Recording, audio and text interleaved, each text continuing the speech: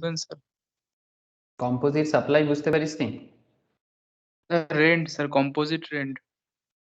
Composite রেন্টের জায়গাটা বুঝতে পারিস নি? আচ্ছা ঠিক আছে, আমি বলে দেবো, স্যার লাস্টে ওয়েট করবি, বলে দেবো, ঠিক আছে?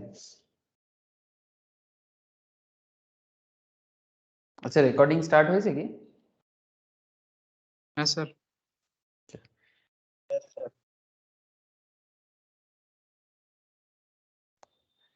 মৌসুমি, good evening. Mousumi, good evening sir. Good evening.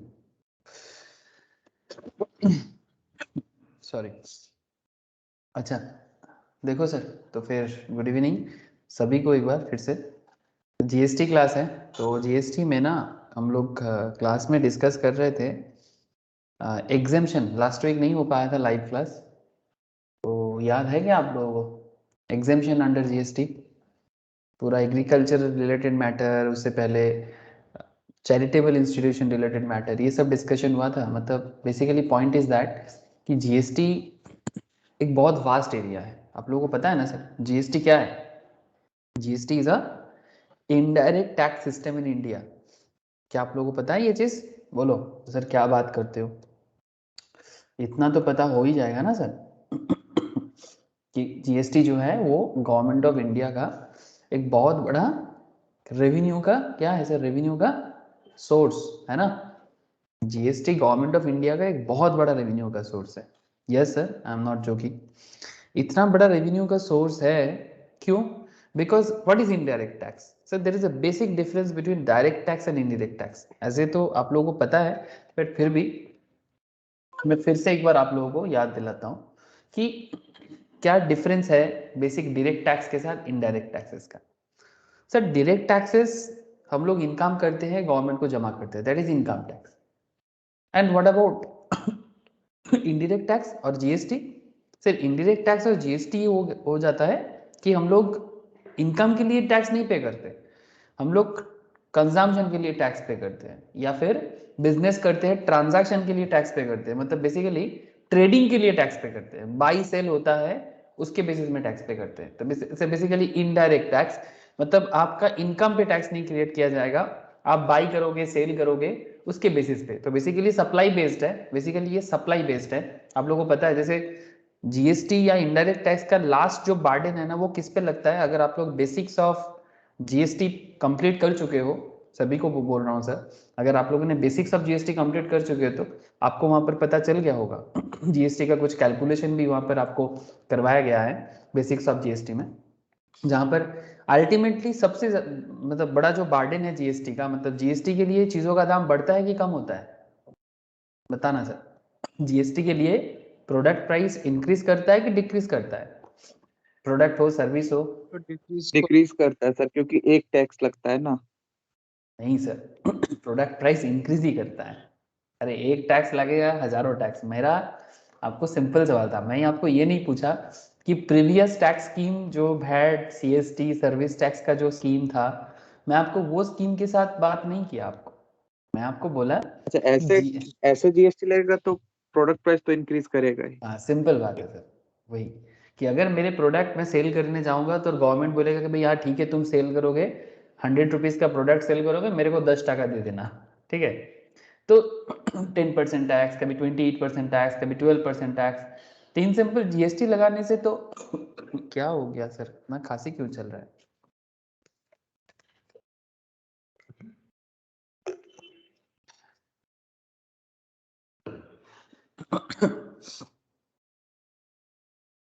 Okay, कहने का मतलब समझ में आ रहा है ना सर? कहने का मतलब बड़ा सिंपल है कि जीएसटी एक टैक्स है जो बर्डन है, जो बेसिकली गवर्नमेंट को रेवेन्यू के लिए चाहिए, और वो पब्लिक से कैसे ना कैसे करके ले ही लेगा, कैसे ना कैसे करके वो ले ही लेगा। अच्छा सर, थोड़ा सा होल्ड करो, मैं ना थोड़ा सा विंडो ओपन करता हूँ, थोड़ा सा ना धुआं हो गया किसी कारण से, एक सेकेंड रुको।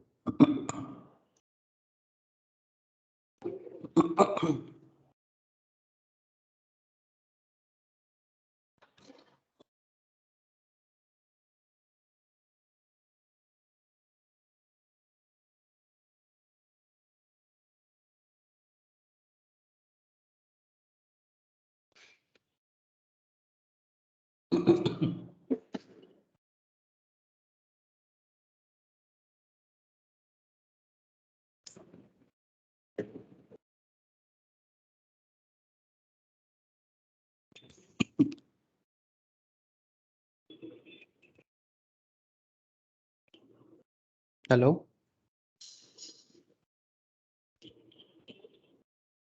क्या आवाज आ रहा है? मेरा आवाज आ रहा है ना? Yes sir. यस पता नहीं किसी कारण से ना थोड़ा स्मोक जैसा, वैसे धुआं धुआं जैसा हो गया, तो मेरे को बहुत काशी हो रहा है इसलिए।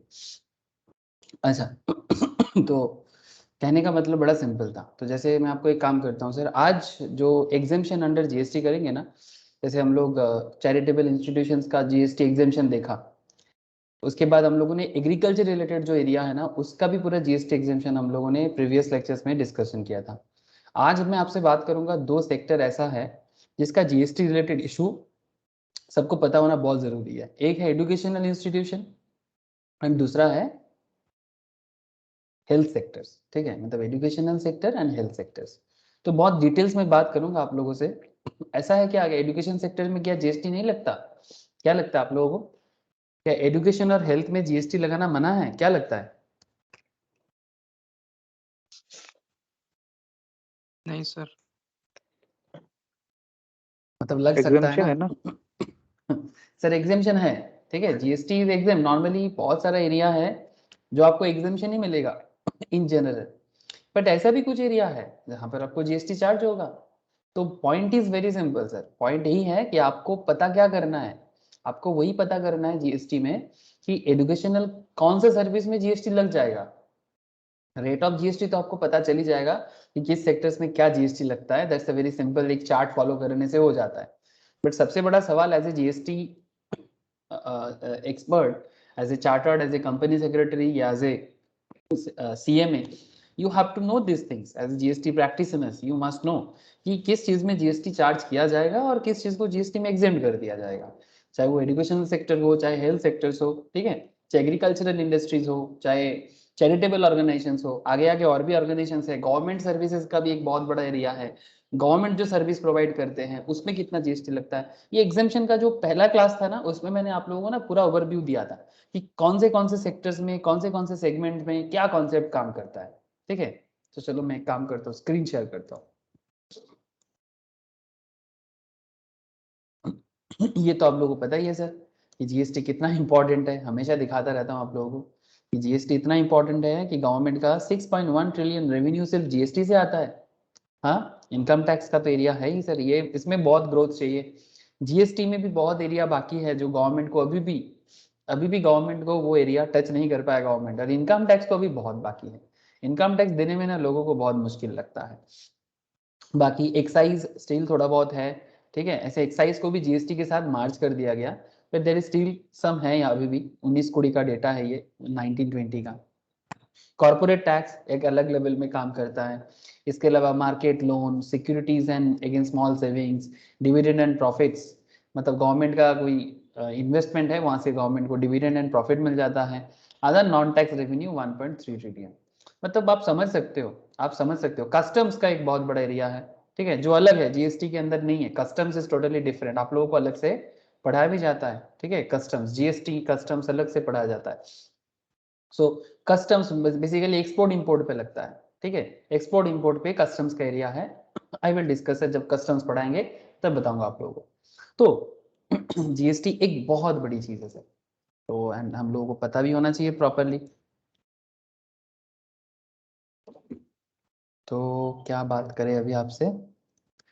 यस चलो सर, एजुकेशनल सर्विस, ठीक है, एजुकेशनल सर्विस एरिया में जीएसटी का क्या खेल। क्या ये वाला नोट्स मैं आप लोगों को शेयर कर दिया है जिन लोगों के पास नहीं है? जीएसटी एग्जेम्पशन का नोट्स मैंने शेयर किया सभी को। अभिषेक, संपद, ये लोग तो भी नहीं है। অভিষেক কে করেছি জিএসটি এই নোটসটা? হ্যাঁ স্যার আছে। Exemption sir. এক্সাম্পশন এক্সাম্পশন আছে করেছি, স্যার। ইন্ট্রো অফ জিএসটিটা করেছে, intro of introduction. GST sir, এক সেকেন্ড। যদি না থাকে বলবি, করে দেবো।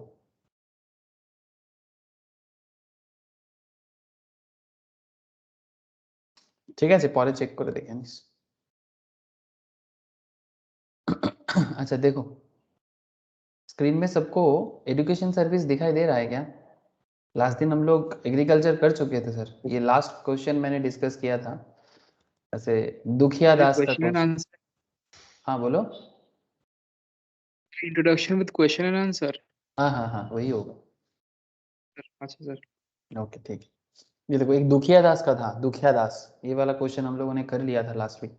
ठीक है, तो ये एग्रीकल्चर का एक क्वेश्चन था, ऐसे ही क्वेश्चन पूछते हैं सर। ठीक है अच्छा चलो हम लोग अभी क्या बात करेंगे, एजुकेशन, फटाफट देखते हैं सर। चलो बहुत इंट्रो हो गया, बहुत इंट्रो हो गया, समझे कि नहीं। ये जब भी मैं बात करना चालू करूंगा पेन को कुछ ना कुछ होना है, क्या प्रॉब्लम है उसका। नॉर्मल टाइम में ठीक चलता है, क्लास के टाइम में डिस्टर्ब करता है। मैं पेन ऑन करता हूँ ये रबर बन जाता है। अब देखो बन गया, फिर से चला गया। छोड़ो सर, बिना पेन का ही काम करेंगे।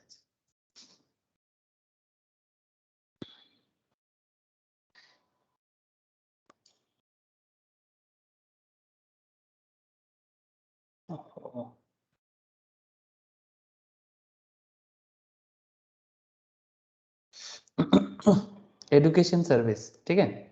तो एजुकेशन सर्विस बेसिकली जीएसटी में एंट्री नंबर 66 में लिखा हुआ है। कहाँ पर लिखा हुआ है सर? एंट्री नंबर 66 पे, ध्यान से सुन रहे हो ना sir. Services provided, okay, services provided.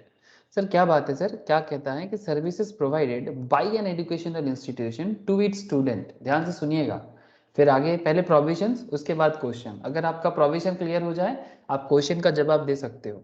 आप बात समझ रहे हो ना। चाहे कोई भी टैक्स पढ़ो, चाहे इनकम टैक्स पढ़ो, चाहे इनडायरेक्ट टैक्स लाइक जीएसटी पढ़ो, कस्टम्स पढ़ो, व्हाटएवर। टैक्स पढ़ने का एक ही कॉन्सेप्ट है, you have to know clearly about the provisions, you must know. अगर आप प्रोविजन समझते हो अच्छे से एवं डिटेल से, ठीक है, अच्छे से भी और डिटेल्स में भी, तो आपको क्वेश्चन कभी टफ नहीं लगेगा। क्वेश्चन तभी टफ बन जाता है जब आपको प्रोविजंस में कहीं ना कहीं आपका खामती रह गया हो। ठीक है, तो प्रोविजंस में कोई खामती नहीं रखना है। खामती समझते हो ना, मतलब कोई लैग नहीं रखना है। तो service provided by an educational institution to its students, faculty and staff. किसको किसको सर्विस देगा एजुकेशनल इंस्टीट्यूशन? अपने स्टूडेंट को सर्विस देता है, अपनी फैकल्टी को सर्विस देता है, अपने स्टाफ को सर्विस देता है। बाई एन 66 के अंदर ये एंट्री चल रहा है, entry A, entry double A, क्या बताता है फिर से?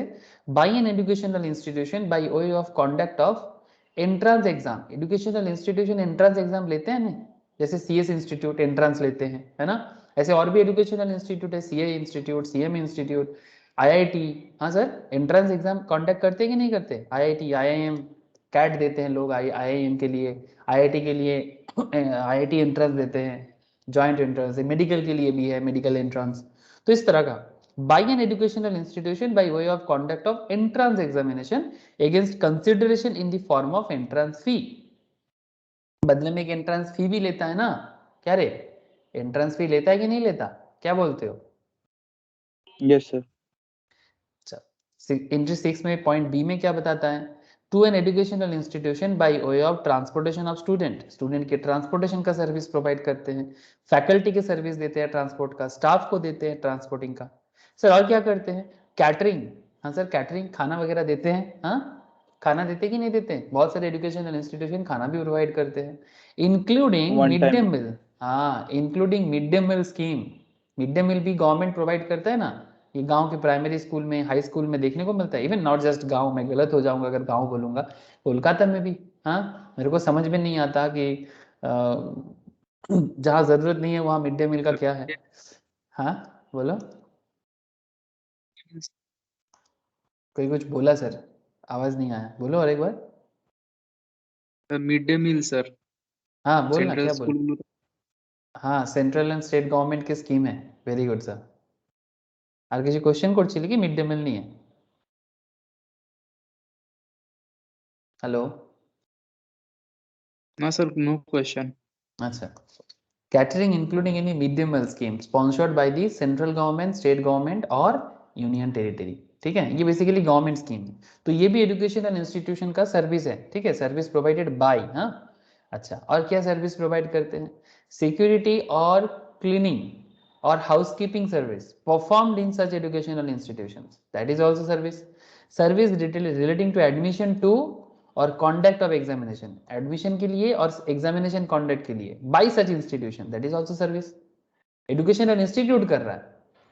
Supply of online educational journals, online journal provide करना, पीरियडिकल्स प्रोवाइड करना, ये भी सर्विसेज है। जैसे CS इंस्टीट्यूट तो करते ही हैं। आप लोग जब फॉर्म फिलअप करते हो तब एक ऑप्शन आता है ना कि जर्नल्स लेना है कि नहीं लेना है, जर्नल के लिए 500 चार्ज करते हैं, इस तरह का आता है कि नहीं आता फॉर्म फिलअप के टाइम पे? आता है सर, है ना? However, nothing contained in sub items 1, 2, 3 of item B shall apply to an educational institution other than an institution providing service by way of preschool education and education up to higher secondary school or equivalent. मैं समझाता हूँ. Further, nothing contained in sub item 5, 6, 5 of item B shall apply to an institution providing service by way of preschool education and education up to higher secondary and education as a part of an approved vocational educational course. मैं आपको समझाता हूँ. Pre school तो आप लोग जानते हो. Pre school मतलब जैसे वो, अरे क्या बोलते हैं, प्रिया है क्या? प्रिया का आवाज नहीं आ रहा है मुझे. प्रिया को बहुत अच्छा पता है क्योंकि प्रिया का प्री स्कूल है, मतलब उन लोगों का अपना प्री स्कूल चलता है. प्रिया अभी भी चल रहा है ना तुम लोगों का? आवाज नहीं मिल रहा है मुझे. अच्छा, जो भी हो, तो प्री स्कूल आप लोग जानते हो ना, जैसे वो किंडरगार्टन बोलते हैं, ठीक है, तो इस तरह का. तो वो प्री स्कूल में जो बच्चे लोग पढ़ने जाते हैं उससे लेके हायर एजुकेशन सेकेंडरी तक का जो सिस्टम है उसमें क्या कॉन्सेप्ट काम करता है. अप्रूव्ड वोकेशनल एजुकेशनल कोर्स, ये कौन होते हैं ये भी समझाऊंगा आप लोगों को. तो चलो सर मैं आपको समझाता हूँ धीरे धीरे. तो एजुकेशन इज दी, अच्छा सबसे पहले कुछ इंटरेस्टिंग बात सर, एजुकेशन एक ऐसा पॉइंट है सर, एक ऐसा सर्विसेज है जो फंडामेंटल्स है सर नेशन बिल्डिंग के लिए. आप लोग मानते कि नहीं मानते? नेशन बिल्डिंग के लिए मतलब अगर देश को बनाना है तो एजुकेशन जरूरी है, यस और नो? बिना एजुकेशन का देश Yes. बनेगा क्या? नहीं, बिना एजुकेशन का देश बन ही नहीं सकता. Education is must sir. ये स्वामी विवेकानंद का एक बहुत फेमस एक लाइन है, सुने हो सर आप लोग? हाँ, व्हाट इज एजुकेशन? कौन सुना सर, बोलो. Education is the manifestation. बड़ा फेमस पावरफुल एक कोट है स्वामी विवेकानंद जी का, अगर आप लोग कभी देखे हो. Education is the manifestation of perfection already existing in man. देखा sir? Education is the manifestation of perfection. मतलब ये जो परफेक्शन, अगर आपको किसी भी कंट्री को अगर परफेक्ट होना है, परफेक्ट समझते हो ना, हम लोगों का जो भी कमतियां हैं, जो भी अभाव है, जो भी प्रॉब्लम है, प्रॉब्लम्स को हटाना है सर. और उसके लिए एक ऐसा एजुकेशन चाहिए. विवेकानंद का कहना है कि ऑलरेडी एग्जिस्टिंग इन मैन, वो इंसान के अंदर पहले से ही होता है, बट उसको डिस्कवर करना होता है. ठीक है, मैं आपको कभी ये कोट समझाऊंगा, अभी वो जरूरी नहीं है, बस इतना इंपॉर्टेंट था कि education is the fundamental to the nation building process. The term education is not defined in CGST act. CGST act 2017 में एजुकेशन के बारे में कुछ बोला नहीं गया, बट हमारा जो कोर्ट है ना सर, एपेक्स कोर्ट कौन है सर? सुप्रीम कोर्ट ना. सुप्रीम कोर्ट जो है वो उन्होंने बताया, लोक शिक्षण ट्रस्ट एक केस बना था, लोक शिक्षण ट्रस्ट वर्सेस CIT, ठीक है, एक केस बना था. Education is process of training and development knowledge. Education क्या है? एक ट्रेनिंग है, एक डेवलपिंग नॉलेज है, स्किल डेवलप करना है. Character of students by normal schooling के थ्रू से स्टूडेंट का कैरेक्टर बिल्ड करना, चरित्र गठन, ठीक है, चरित्र बनाना. एक स्टूडेंट का सबसे बड़ा जो हथियार होता है ना, उसका कैरेक्टर. और नॉलेज के साथ साथ कैरेक्टर, अगर नॉलेज हो और कैरेक्टर ना बने तो उस नॉलेज का कोई मतलब नहीं है. सीरियसली बता रहा हूँ सर, अगर कैरेक्टर बिल्ड ना हो ना, बहुत मुश्किल है. आप कितना भी नॉलेजेबल हो और आपका कैरेक्टर मिस है सर. कैरेक्टर मतलब ऐसा, कैरेक्टर मतलब चरित्र, ऑब्वियसली चरित्र मतलब आप कैसे इंसान बने हो, वो बहुत बड़ी बात है. अच्छा, गुड ह्यूमन बीइंग के साथ साथ अगर आप गुड नॉलेज होल्ड करते हो, गुड स्किल होल्ड करते हो, तभी कुछ मतलब है. अदरवाइज नॉलेज, स्किल और डेवलपमेंट सब बेकार बन जाएगा अगर विदाउट कैरेक्टर सब कुछ रहेगा तो बन ही नहीं सकता, कुछ बनेगा नहीं अल्टीमेटली.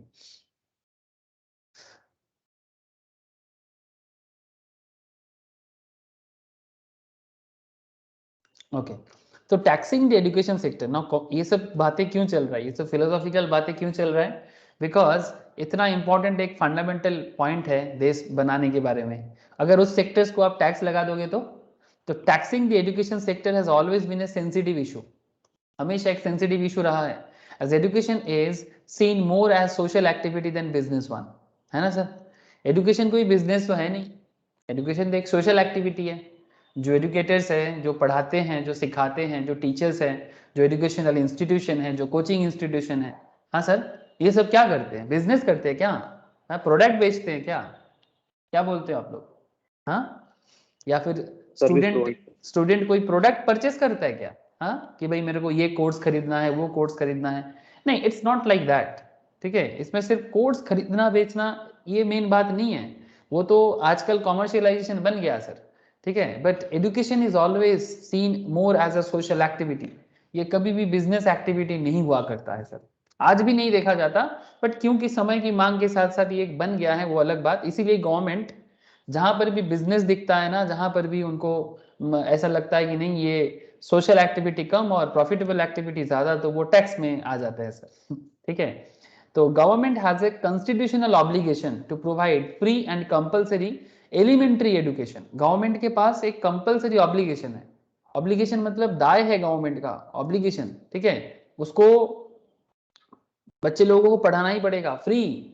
14 साल तक एजुकेशन सबके लिए मैंडेटरी है, जानते हो? इवन किसी का माँ पापा भी उसको एजुकेशन से नहीं निकाल सकता। फंडामेंटल राइट है कॉन्स्टिट्यूशन ऑफ इंडिया का। ठीक है, हमारे देश का जो कॉन्स्टिट्यूशन है, जो सीएस पढ़ते हैं उनको कॉन्स्टिट्यूशन पढ़ा जाता है डिटेल्स में। तो कॉन्स्टिट्यूशन जब भी हम पढ़ते हैं वहां पर फंडामेंटल राइट्स के अंदर एजुकेशनल राइट जो है ना, वो भी फंडामेंटल राइट्स है। इवन 14 ईयर्स तक का जो एजुकेशन है, 14 साल तक किसी भी बच्चे को स्कूल से रोकना किसी का अधिकार। 14 साल के बाद रोक सकता है क्या? अरे भाई 14 के बाद तो बच्चा खुद भी समझ जाता है ना।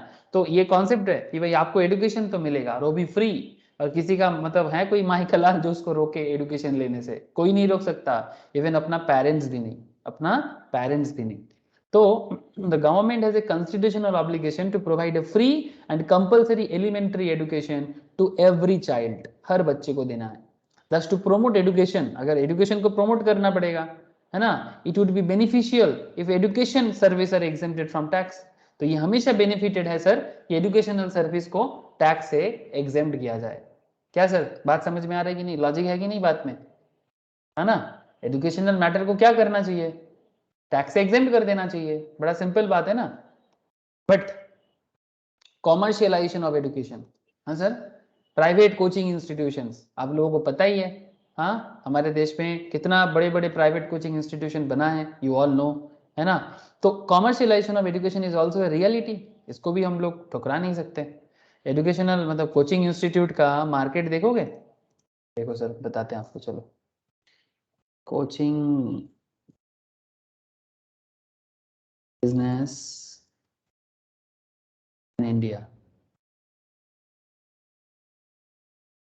आइडिया मिल जाएगा आपको।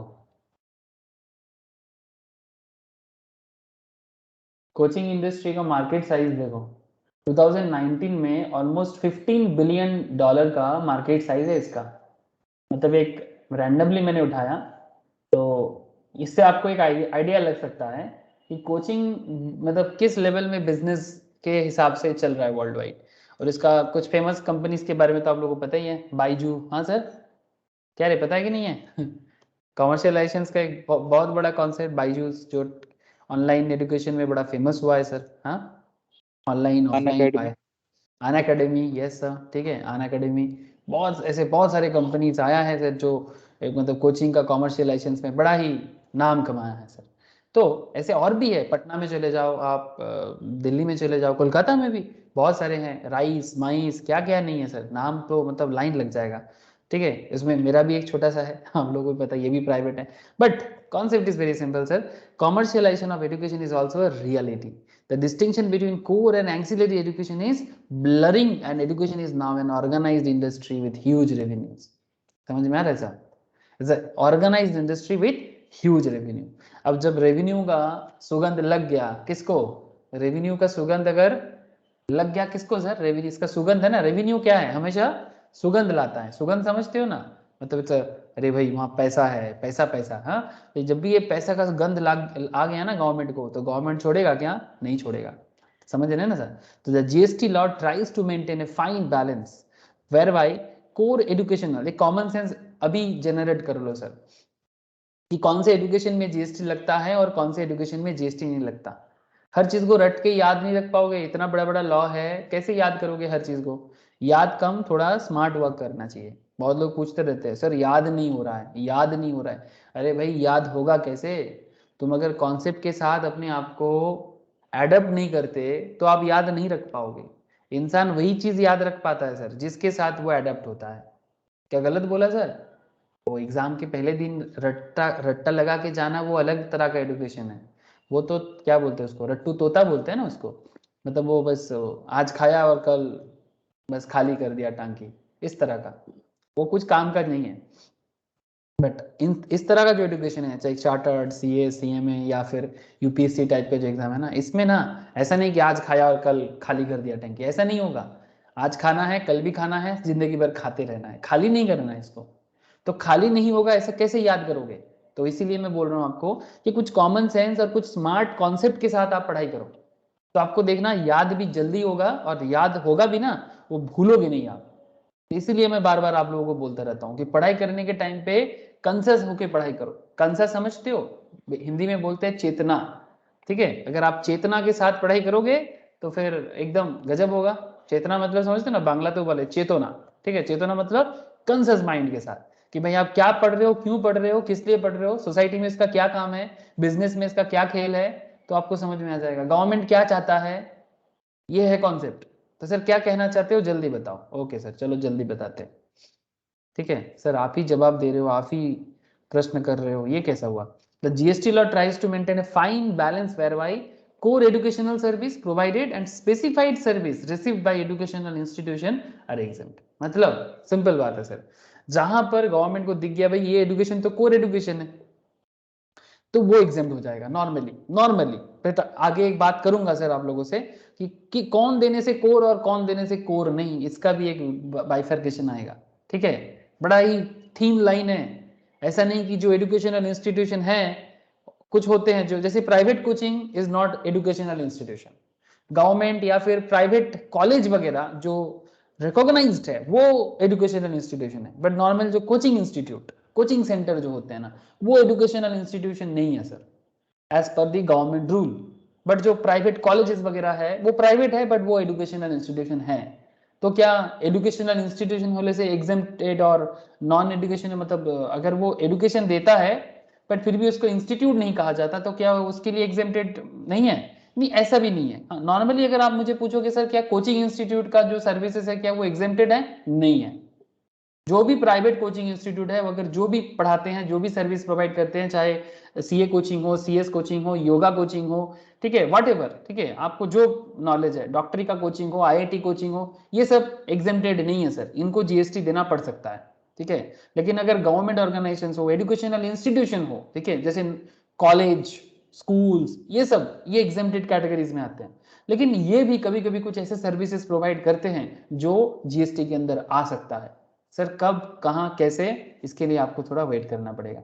ठीक है, क्योंकि कुछ केस लॉस करेंगे, कुछ एग्जांपल्स करेंगे, तभी आपको क्लैरिटी मिलेगा कि सर कब क्या, कहाँ क्या हो रहा है। ठीक है, the GST law tries to maintain a fine balance core educational service provided and specified services. Specified मतलब गवर्नमेंट ने कहा वैसा वाला, स्पेसिफाई मतलब गवर्नमेंट ने स्पेसिफाई करके रखा। Received by educational institution are exempted और other services are sought to be taxed. तो बाकी जो भी सर्विस देगा वो टैक्स लग जाएगा। Exemption from GST granted while entry 66 में बोला है, stated above can be discussed under two broad categories। ठीक है, दो कैटेगरीज में हम इसको डिवाइड करेंगे, एक आउटपुट सर्विस के कैटेगरीज में और एक इनपुट सर्विस की कैटेगरीज में ऑफ एन एजुकेशनल इंस्टीट्यूशन। मैं आपको समझाता हूँ। ऐसे आउटपुट सर्विस, इनपुट सर्विस क्या है सर? आउटपुट मतलब जो आप दे रहे हो, इनपुट मतलब जो आप ले रहे हो, है ना? अरे समझे कि नहीं? इनपुट मतलब परचेस, आउटपुट मतलब सेल। मतलब आप जब सर्विस देते हो तो आउटपुट, और आप जब सर्विस ले रहे हो तो इनपुट। बात समझ में आ रही है कि नहीं? बोलो सर। यस।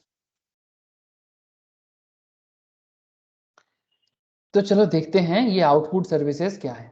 तो बेसिकली जो इंस्टीट्यूशन जब सर्विस प्रोवाइड करते हैं, तो services provided by an educational institution to its students,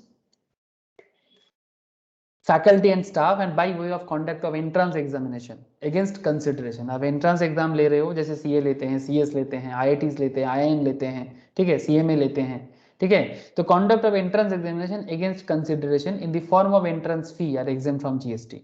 general rule यही है। एंट्रेंस एग्जाम फी जीएसटी से बाहर होता है, लेकिन ऐसे भी कुछ एग्जामिनेशन दिखाया जाता है जहां पर जीएसटी चार्ज करते हैं, but entrance exam fee in general GST exempted है. Since exemption with respect to state service is available only when these services are provided by educational institution. ध्यान से सुनिएगा, अगर ये सर्विस प्रोवाइड एजुकेशनल इंस्टीट्यूशन कर रहा है तभी ये सर्विस एग्जेम्प्टेड होगा. It is important to analysis the term educational institution first. तो सबसे पहले तो ये जानना जरूरी है ना कि एजुकेशनल इंस्टीट्यूशन किसको कहते हैं. जान लो सर कि गवर्नमेंट ऑफ इंडिया अपने लॉ में एजुकेशनल इंस्टीट्यूट किसको कहते हैं. ठीक है, तो educational institution means institution providing service by way of pre school education. हाँ, pre school education, kindergarten types. ठीक है, स्कूल में भर्ती होने से पहले जो ट्रेनिंग प्रोवाइड करते हैं ना, आजकल बहुत चलता है सर. इसके ऊपर कुछ मूवीज भी बना है, मेरे को थोड़ा याद आ रहा है. एक बंगाली मूवी बना है, किसी ने देखा, रामधनु, नेशनल अवार्ड मूवी है, प्री स्कूल एजुकेशन के बेसिस में. उसका एक हिंदीकरण किया गया है, क्या नाम है हिंदी में, हिंदी मीडियम. सुना है क्या आप लोगों ने मूवी का नाम?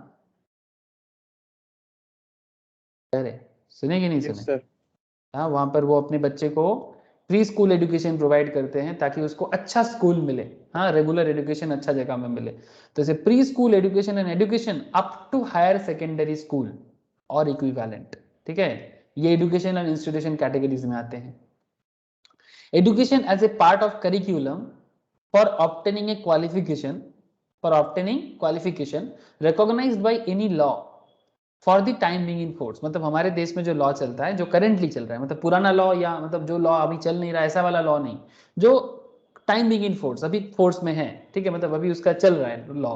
Recognised by any law, education as a part of curriculum for obtaining a qualification recognised by any law for the time being in force, तो वो एजुकेशन भी एजुकेशनल इंस्टीट्यूशन माना जाएगा. Education as a part of an approved vocational education course. मैं आपको आगे आगे बताता हूं सर, ये अप्रूव्ड वोकेशनल एजुकेशनल कोर्स क्या होता है. नॉर्मली सर ये वोकेशनल ट्रेनिंग उन लोगों के लिए चलता है, कॉमन सेंस पे समझाता हूं आपको. जैसे मानो कि जो लोग अपना पढ़ाई कंप्लीट नहीं कर पाता, ठीक है, या फिर सो कॉल्ड जो डिग्री टाइप एजुकेशन है ना, जैसे कि पहले क्लास 12 तक पढ़ना, उसके बाद कॉलेज का पढ़ाई करना, ठीक है, उसके बाद किसी कॉम्पिटिटिव का तैयारी करना, मास्टर्स करना, पीएचडी करना, ये उनका बस का बात नहीं है, या फिर वो करना भी नहीं चाहता.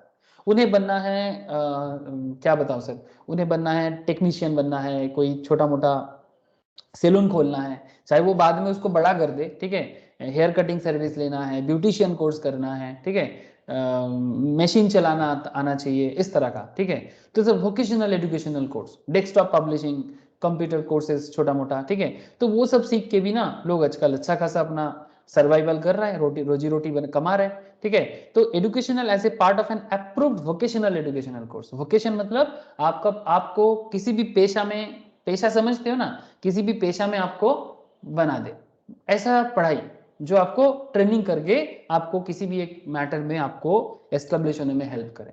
ठीक है, वो नॉर्मल तथाकथित सो कॉल्ड एजुकेशन जो डिग्री ये लेना है उसके बाद वो लेना है, ऐसा टाइप में नहीं होता. ठीक है, ये भी आजकल एजुकेशनल इंस्टीट्यूशन के अंदर ये भी आजकल आता है सर. गवर्नमेंट इसके ऊपर काफी, हाँ, ITI is a type of, but ITI is also degree. ठीक है, but so called vocational education भी होता है. ठीक है, मतलब वोकेशनल एजुकेशन का भी एक अलग बना के रखा है. ITI इज आल्सो देयर, मतलब ITI आप बोल सकते हो कि इसी का एक क्या बोलो organised part, industrial training institute या फिर इंडस्ट्रियल ट्रेनिंग सेंटर. ठीक है, बताता हूं, अभी वो भी आएगा लिस्ट में, वो भी आएगा. It is to be noted that only those institutions whose operations conform to the specific given in the definition of the term educational institution would be treated as one entitled to avail exemption provided by the law. तो simple सी बात है sir, educational institution का tag जिनके पास है, educational institution का definition जिनके साथ match करता है, सिर्फ वही एग्जेम्पशन ले सकता है गवर्नमेंट से. जो भी सर्विसेज वो प्रोवाइड करेगा वो जीएसटी एग्जेम्प्टेड होगा. अगर वो एजुकेशनल इंस्टीट्यूट नहीं है तो फिर उसका जीएसटी टैक्स लग सकता है, उसको टैक्स लग सकता है. ठीक है, ओके. सब क्लॉज 2 मतलब ऑब्वियसली वो टर्नओवर वगैरह सब फुलफिल करेगा तभी टैक्स लगेगा, बट टैक्स लग सकता है, एग्जेम्प्टेड तो है नहीं. लेकिन अगर एजुकेशनल इंस्टीट्यूशन सर्विसेज है तो उसको देना पड़ेगा. ठीक है, अच्छा, एक सब क्लॉज 2 में भी कुछ कहा है sir, the term education as a part of curriculum for obtaining a qualification recognized by any law for the time being in force means the education delivered as a part of the curriculum that has been prescribed for obtaining a qualification prescribed by law. ठीक, जैसे आप लोगों का CA law, हाँ sir, CA act 1959, CS 1980, CMA 1959, तो ये as per law है ना? क्या रे, आप लोग जो CS CMA का पढ़ाई करते हो एज पर लॉ करते हो कि नहीं? बोलो। Yes sir. ठीक है, even IIM is also as per act, IIM act. ठीक है, in order to be covered under NT 66 the education service should be delivered as part of the curriculum in view of the same it can be inferred that. ठीक है, तो उसको भी educational institution कहा जाता है। ठीक है, एज पर द लॉ। जैसे CS CMA का कॉलेज दिखता है क्या? बहुत लोग मुझे पूछते हैं फोन करके, अच्छा ये CA करना है, इसका कॉलेज कहाँ मिलेगा, इसका क्या कॉलेज होता है, कहाँ एडमिशन करना पड़ता है? एक्चुअली लोगों को नॉलेज नहीं है ना, क्या करें सर, हमारे देश में ना मतलब स्कूल लेवल का नॉलेज ऐसा नहीं है, लोग सिर्फ पढ़ते जाते हैं, क्या पढ़ते हैं, किस लिए पढ़ते हैं, कहाँ पहुंचेंगे, किसी को नहीं पता। ठीक है, तभी लोग ऐसे सवाल करते हैं। अब क्या करें, हमारे देश का जो स्कूल लेवल एजुकेशन है ना, अभी बहुत फाका एरिया पड़ा हुआ है, मतलब ऐसा खालीपन है ना इसमें, मैं आपको क्या बताऊं, मतलब इतना स्कोप अभी बाकी है कि क्वालिटी एजुकेशन नहीं है, तभी लोगों के अंदर सिर्फ कुछ सिटीज में थोड़ा बहुत ठीक ठाक दिखता है, बाकी तो सर जानकारी नहीं है लोगों के पास, तभी पूछते हैं ना CA का कॉलेज कहाँ मिलेगा, CS का कॉलेज कहाँ मिलेगा। ठीक है, तो क्योंकि इसका ऐसा कॉलेज एजुकेशन है नहीं है। ठीक है, इट्स कॉम्पिटिटिव प्रोफेशनल पढ़ाई कॉमर्स लेवल में। ठीक है सर, तो ये भी इंस्टीट्यूशन के अंदर कवर किया जाता है। अच्छा ध्यान से देखो सर, एजुकेशन सर्विस कौन प्रोवाइड करता है, ये एक सवाल है, रीजन क्या है वो देखना पड़ेगा, एंड कवर्ड इन सब क्लॉज 2। ठीक है, सब क्लॉज 2 अभी। अच्छा, अगर education service provided bye conduct of degree course by college, universities और institutions, जैसे CA institute, CS institute, CM institute, किसी का भी नाम ले सकते हो। कवर्ड इन सब क्लॉज 2, मतलब ये सब क्लॉज 2 एज मतलब प्रोवाइडेड प्रिस्क्राइब लॉ के हिसाब से करता है। This courses lead to grant of qualification recognised by law, मतलब ये जो कोर्स प्रोवाइड करता है educational institution like CA CMA या एनी अदर एजुकेशनल इंस्टीट्यूशन, अगर वो as per law qualification provide करते हैं तो वो एजुकेशनल इंस्टीट्यूट कहलाएगा। Training given by private coaching institute, ध्यान से सुनिएगा, training given by private coaching institute, हो सकता है कि वो CA का पढ़ाई कराते हैं, CS कराते हैं, CMA कराते हैं, ठीक है, NISM कराते हैं, ठीक है, MBA कराते हैं, बहुत सारे चीज करा सकते हैं, बट क्या वो सब क्लास 2 में आएगा? नहीं सर, वो सब क्लास 2 का पार्ट नहीं है। Such training does not lead to a grant of recognised qualification. Coaching institute से आपको कोचिंग ही मिलता है, प्राइवेटली हेल्प मिलता है। ठीक है, कि प्राइवेट कोचिंग है, एक फीस के बराबर आप लोग उसका एक सुविधा लेते हो, नॉलेज लेते हो। ठीक है, लेकिन वो कभी रिकॉग्नाइज्ड क्वालिफिकेशन तो नहीं देता है ना सर। बहुत लोग आजकल इसका डुप्लीकेसी करता है, कोई प्राइवेट कोचिंग लोग फोन करके बोलता है ऐसे कि मैं ये कोर्स करूंगा आपके पास तो सर्टिफिकेट मिलेगा क्या? मैं उनको बोलता हूँ भाई प्राइवेट कोचिंग का सर्टिफिकेट लेके आप क्या करोगे? हाँ सर, मेरा सिंपल सवाल होता है कि भाई प्राइवेट कोचिंग का सर्टिफिकेट लेके आप क्या करोगे? मैं तो सर्टिफिकेट एक दिखाने के लिए दे सकता हूँ, उसमें क्या है कि भाई मेरे पास ये पढ़ा, मेरे पास पढ़ के पास किया, ये मेरा सर्टिफिकेट है। अरे भाई क्या करोगे उसको लेके? माला डालोगे क्या? लोगों को नॉलेज नहीं। एक्चुअली बहुत सारे प्राइवेट कोचिंग है सर, हमारे देश में चलता है, मैं नाम नहीं लूंगा। ठीक है, वो सर्टिफिकेट दिखाने का ऐसे दिखा ना, ये सर्टिफिकेट, वो सब लोग भी सोचते हैं कि मैंने ये कोर्स कर लिया, मैंने वो कोर्स कर लिया। आजकल चल रही है ना कॉमर्शियलाइजेशन चल रहा है, लोगों को दिखाना पड़ता है ये डिग्री, वो सर्टिफिकेट, दैट सर्टिफिकेट, दो सर्टिफिकेट, तो लोगों के मन में ना एक चल रहा है, लेकिन उसका कोई मतलब नहीं है। ठीक है, मतलब अगर है तो गवर्नमेंट रिकॉग्नाइज्ड कुछ पढ़ाई जो आपको कोई अथॉरिटी देता है, उसका मतलब है, तो गवर्नमेंट भी वही बता रहे हैं। तो such training does not lead to grant of a recognised qualification, तो उसको कवर नहीं किया जा सकता क्लास सब क्लास 2 में।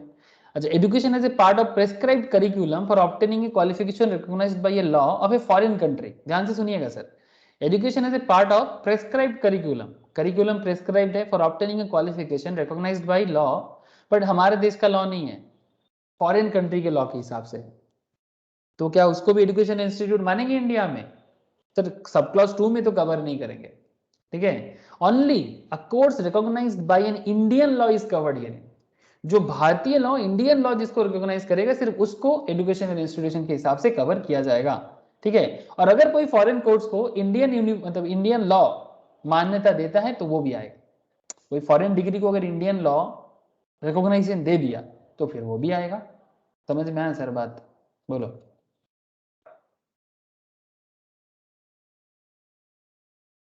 मेरी बात Yes. समझ में हाँ सर, समझ में आ रहा है ना?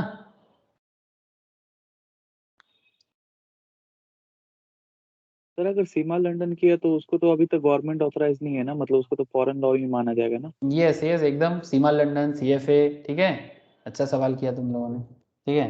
जैसे मानो कि CFA US है, ठीक है, बहुत लोग पूछते रहते हैं सर, बहुत ही अच्छा कोर्स है, बहुत ही अच्छा पढ़ाई है, बहुत ही अच्छा करियर है, बट CFA का एक अपना रिकॉग्निशन है, US का भी रिकॉग्निशन है इसका, CFA इंस्टीट्यूट का, ठीक है, फाइनेंस में ग्लोबली एक अच्छा प्रेजेंस मिलता है इनको, ठीक है, सीमा लंदन का। बट ये लोग इंडिया में डायरेक्टली काम नहीं करता, ठीक है, बेसिकली कोचिंग इंस्टीट्यूट के थ्रू से, ऑफिस के थ्रू से ही काम करते हैं, बिकॉज ये इनका जो एजुकेशन है, सीमा जो है बेसिकली ये हमारे देश में chartered institute of management accountant is basically जो CMA कोर्स है ना हमारे देश का, ठीक है, उनका ही कॉन्सेप्ट है, ठीक है, सेम कॉन्सेप्ट जो हमारे देश में जो CMA पढ़ते हैं वैसा ही, ठीक है। इवन आपको बता दूं कि सीमा के साथ CA का, CMA का, सीमा के साथ CA का मेमोरेंडम ऑफ अंडरस्टैंडिंग है, आप CA पास करो, सीरियसली आपको सीमा का भी डिग्री मिल जाएगा। अगर आपको मानो कि कोई कॉमनवेल्थ नेशंस में जाके जॉब करना हो या फिर किसी लंदन वगैरह में जाके शिफ्ट होना हो, तो आप सिंपल इंडियन CA कर लो, और सीमा का कुछ पेपर्स है, आप उसको एक दो लॉ का पेपर्स मोस्ट प्रॉब्ली देना पड़ता है, मैक्सिमम पेपर्स एग्जेम्प्टेड हो जाता है, ठीक है, बस पास कर लो CA automatically, memorandum of understanding है, मैं आपको दिखा दूंगा, ठीक है, सीमा CMA मो दिखा देता हूँ, देखते हैं अगर कोई मिल जाए तो अभी गूगल करके, ये देखो लिखते ही आ गया ना, move between ICWAI and Seema ICMAI का, मतलब ये हमारे इंस्टीट्यूट ऑफ कॉस्ट का, मतलब कॉस्ट एंड मैनेजमेंट अकाउंटिंग के साथ सीमा का, ठीक है, ये देखो मूव बिटवीन ICWAI एंड सीमा, के कौन से पेपर्स में क्या एग्जामेशन है, सब कुछ लिखा हुआ है, आप चाहो तो बाद में सर्च करके देख सकते हो, ठीक है, और भी डिटेल्स हैं बाद में देख लेना, तो वो सब है सर। बट हाँ, फॉरेन अगर इंडियन लॉ उसको रिकॉग्नाइज नहीं करता है तो वो यहाँ पर एजुकेशनल इंस्टीट्यूट नहीं माना जाएगा, ठीक है, हाँ काम कर सकता है, उसमें कोई मना नहीं है, ठीक है, क्योंकि हमारा देश अभी क्या है ना, ओपन है। ओके, एग्जाम्पल देखते हैं, चलो, Dharm institute of technology DIT, private engineering college in MP, Dharm institute of technology, a private engineering college in MP, ठीक है, offers post graduate engineering programme, all the engineers course including the distance learning, post graduate distance learning, मतलब लोग घर बैठे भी कर सकते हैं, बस एग्जाम टाइम में आके एग्जाम दे देगा, post graduate engineering programme offered by DIT are recognised by law, मतलब इनका जो रेगुलर प्रोग्राम है, जो डिस्टेंस प्रोग्राम है, दोनों ही लॉ रिकॉग्नाइज करते हैं। एंड जो भी काउंसिल्स हैं हमारे देश में, जो टेक्निकल कॉलेज के लिए काउंसिल जो है ना, उसका नाम जानते हो आप लोग?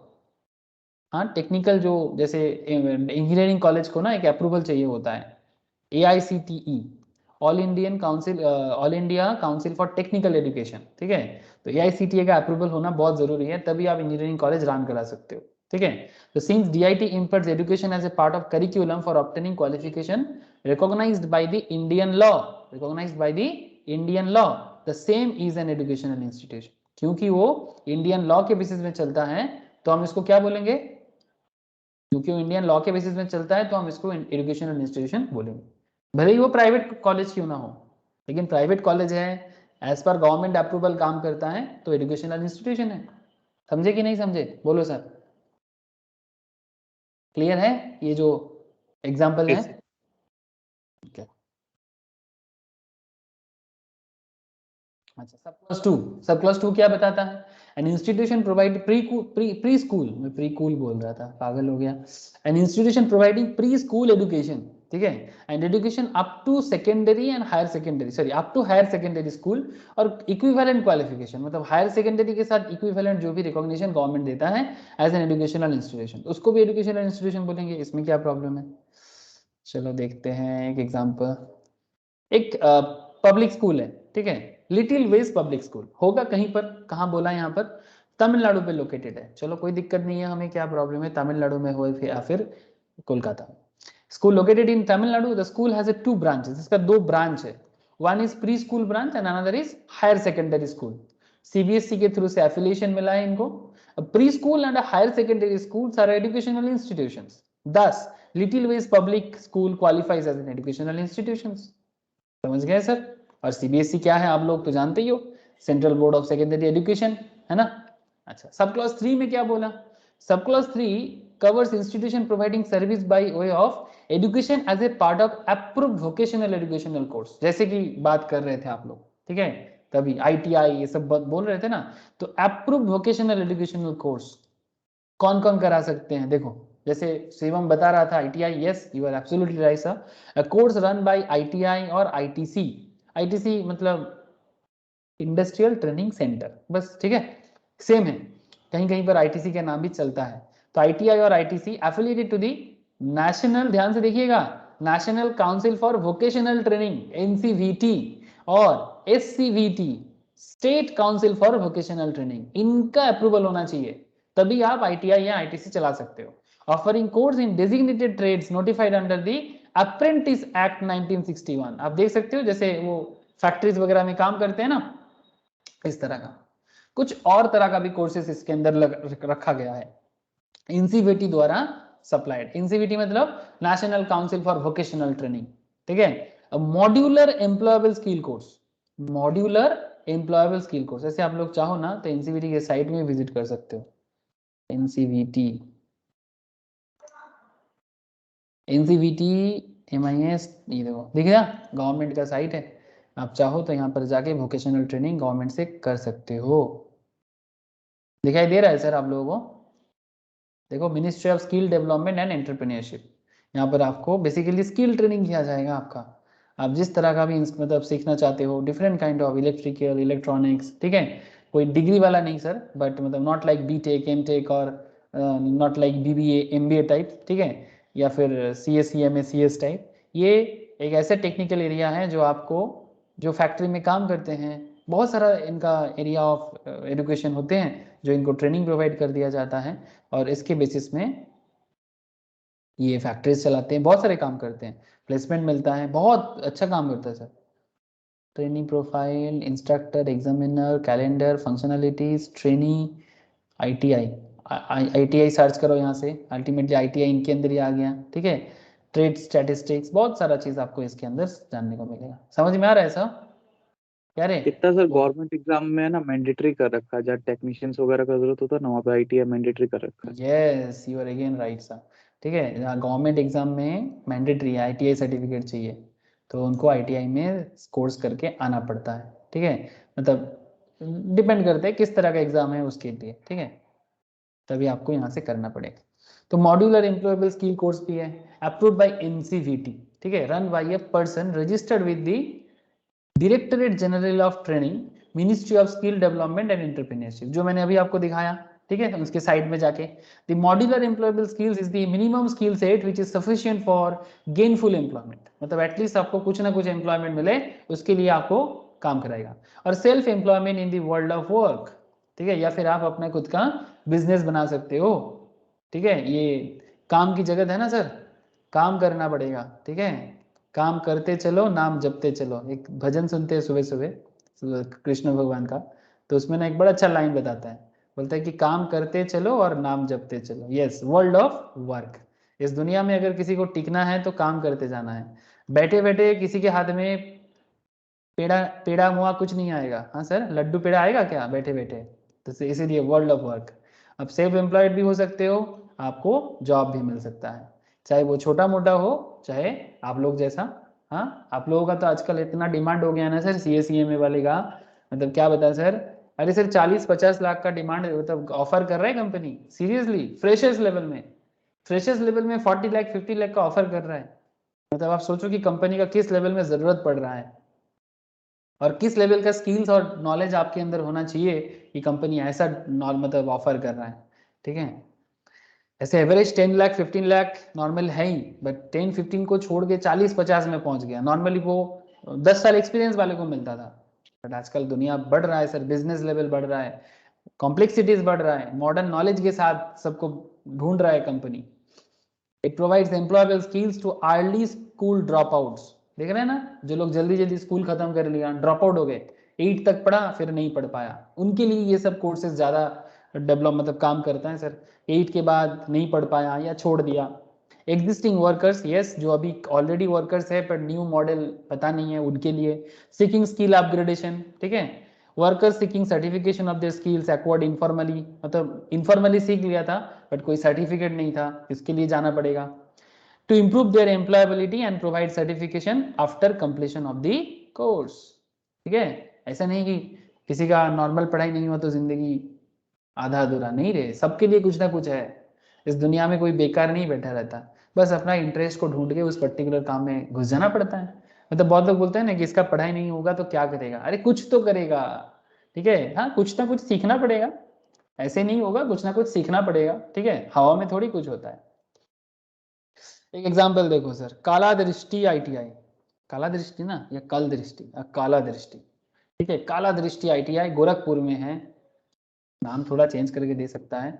गोरखपुर काला दृष्टि ITI is engaged in providing skill development courses in other than designated trades, ध्यान से सुनना, other than designated trades notified under the Apprentice Act 1961।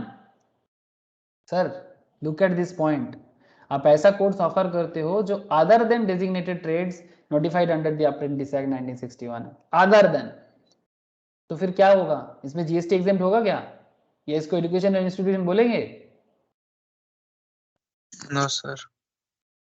नहीं बोलेंगे, बिकॉज ये ऐसा कोर्स ऑफर करता है जो अप्रेंटिस एक्ट 1961 नोटिफाइड है ही नहीं। Since course offered by Kala Drishti are not designated trades notified under the Apprentice Act 1961, education provided by it is not approved as vocational educational course as defined above. Resultantly, it does not qualify as an educational institution. तो जब भी question पढ़ोगे ना exam में तो थोड़ा ध्यान से पढ़ा कीजिएगा, बिकॉज एक छोटा सा लाइन आपका आंसर बदल देता है, एक छोटा सा लाइन। ठीक है, इसलिए कंसिडरेशन एकदम सर्वोपरि, हाँ कंसिडरेशन एकदम प्रॉपर रखना sir. Okay. Of the above definition, some of the institution providing educational service have been examined as under. अच्छा, प्राइवेट ITIs के बारे में कुछ और बातें। ठीक है, जैसे ये काला दृष्टि का देखा आपने, तो क्या प्राइवेट ITI एजुकेशनल इंस्टीट्यूशन नहीं होता? एकदम बिल्कुल होता है। क्या प्रॉब्लम है, प्राइवेट इंस्टीट्यूशन, प्राइवेट ITIs क्यों इंस्टीट्यूट नहीं होगा? होगा, चलो देखते हैं कुछ मिलता है कि नहीं। ITI काउंट कितना सर ITI है? अरे बाप रे बाप सर, लिस्ट खत्म नहीं है।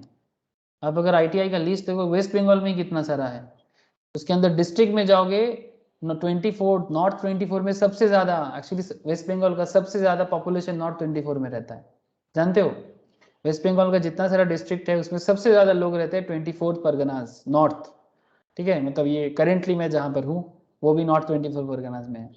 साउथ में 21 ITIs है, अलीपुर द्वार में कुछ नहीं है अभी। अच्छा, बांकुड़ा में 17, बर्धमान में 38, अरे बर्धमान में सबसे ज्यादा है। अच्छा, कुछ बिहार, दार्जिलिंग में 29, बाप रे बहुत सारा है।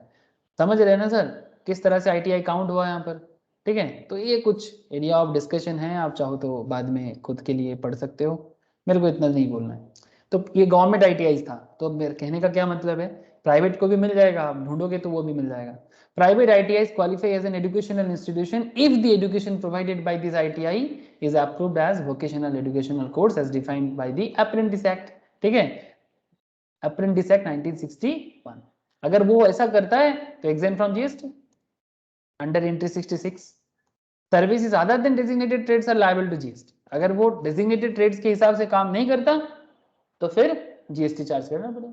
मतलब जो ट्रेड के बारे में गवर्नमेंट ने अप्रूवल नहीं दिया पर वो कोर्स वो कराते हैं तो वो GST अप्रूव मतलब अप्लाई हो सकता है उसमें। ठीक है, and what about government ITIs? As far as government ITIs are concerned, service provided by a government ITI to individual trainees or students are exempt under entry 6 as these are in the nature of service provided by the central or state governments to individuals। इसका मतलब यही हो जाता है कि central और state government individuals को service दे रहा है। Entry 6 is discussed detailly subsequently, आगे बात करेंगे। Such exemption in relation to service provided by government ITI would cover both vocational training and exemption conducted by these governments। ITIs इसका circular आया था 9/8/2018 में, 9th of August 2018 में।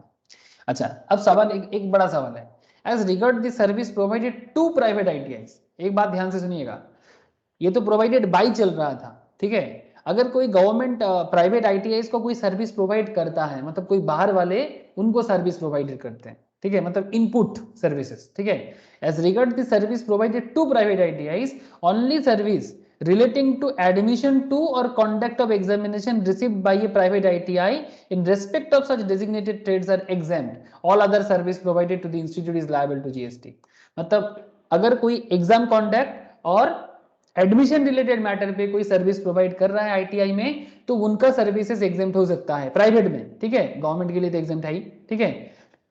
लेकिन अच्छा, गवर्नमेंट के लिए एग्जेम्प्ट है ऐसा जरूरी नहीं है, हाँ, ये एक गलत कॉन्सेप्ट हो जाएगा, ठीक है। गवर्नमेंट के लिए अगर गवर्नमेंट आईटीआई में अगर कोई सर्विस प्रोवाइड कर रहा है, प्रोवाइडेड टू, तो उनके लिए उनका सर्विस एग्जेम्प्ट है ऐसा सोचना गलत होगा, ठीक है। लेकिन अगर प्राइवेट है, अगर प्राइवेट आईटीआई है और अगर उनको कोई सर्विस प्रोवाइड कर रहा है, एग्जाम कॉन्डक्ट और एडमिशन रिगार्डिंग मैटर है, तो नो जीएसटी, एग्जेम्प्ट है। But any other services provide कर रहा है तो जीएसटी चार्ज हो सकता है। ये पॉइंट क्लियर है सर? वेरी इंटरेस्टिंग पॉइंट, बोलो समझ में आ रहा है कि नहीं? Yes sir. सबको पूछ रहा हूँ, बोलो सर। मौसुमी, विशाल, अभिषेक, प्रिया, बोलो सर, क्लियर हो रहा है कि नहीं? नील? Yes sir. है sir. Okay. Yes sir. Rishabh, Rishabh बुझते পাচ্ছিস? হ্যাঁ sir. So it is important to note that central and state educational boards shall be treated as educational institutions for the limit। जो educational board मतलब जैसे वेस्ट बंगाल में है ना WBTA, ठीक है, या फिर WBCHSE या फिर CBSE, ठीक है।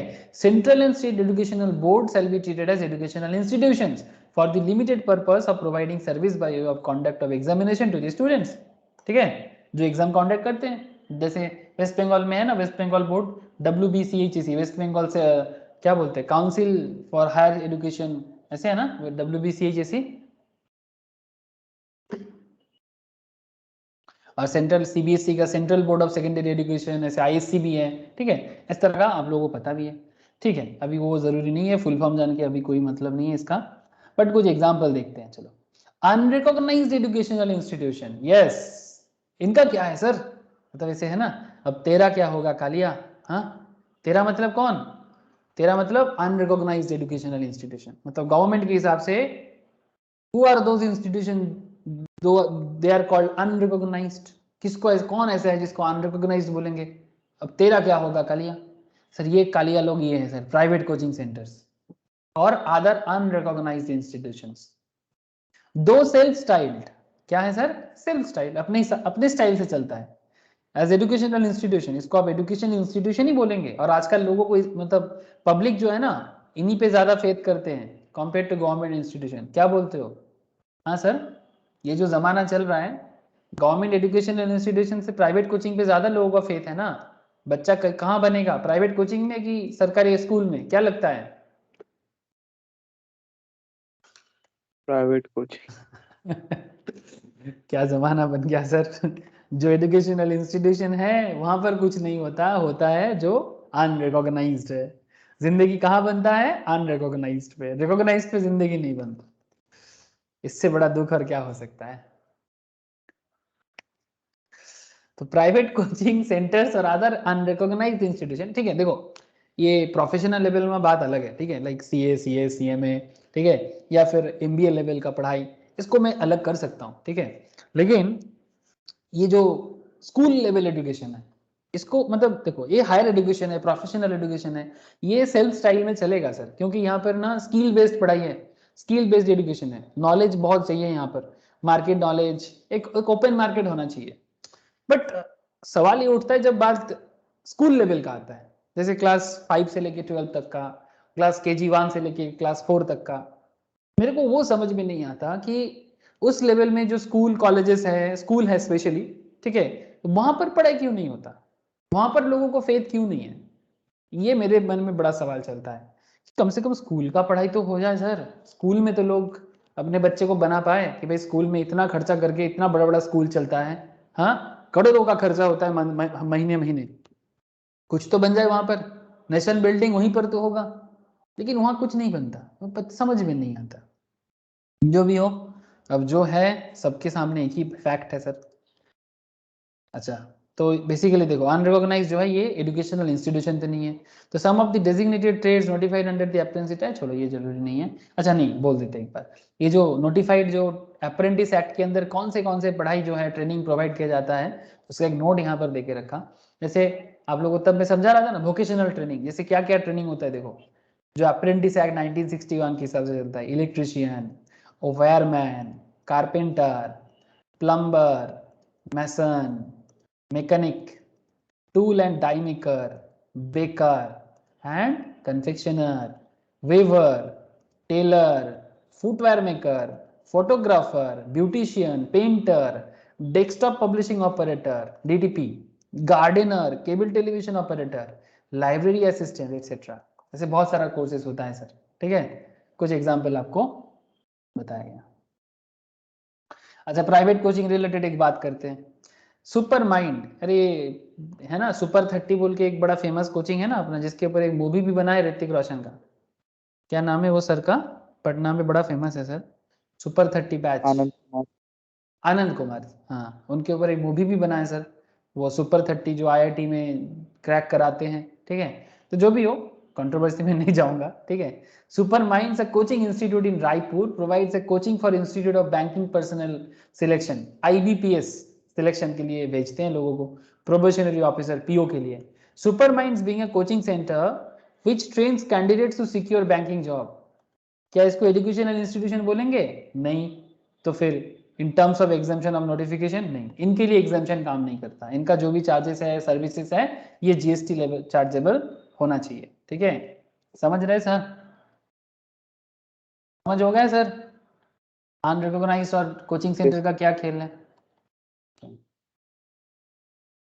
आगे देखो sir, educational institution up to higher secondary schools, ठीक है, बाय वर्च्यू ऑफ एंट्री 66 इसके हिसाब से educational institution up to higher secondary school level do not suffer GST, उनको GST नहीं देना पड़ता on output services and also on specified input services. कुछ इनपुट सर्विस में भी, मतलब जो सर्विस स्कूल को दिया जाता है up to higher secondary, pre school से हायर सेकेंडरी लेवल में जो सर्विस उनको मिलता है इनपुट सर्विस, ठीक है, जो वो परचेस करते हैं बाहर से, उन्हें भी GST नहीं लगता। However, some of the input service like repairs and maintenance etc. provided by private players to educational institution are subject to GST. कभी कभी लग जाता है, कभी कभी, not always.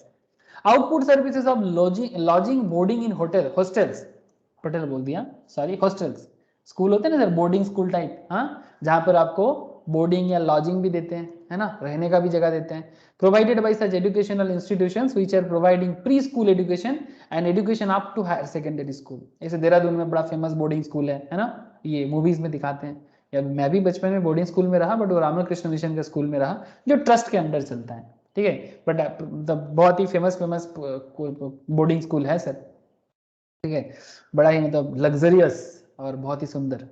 तो pre school education and education up to higher secondary और equivalent education leading to an qualification recognised by law और फुल्ली एग्जेम्प्ट फ्रॉम GST, ठीक है।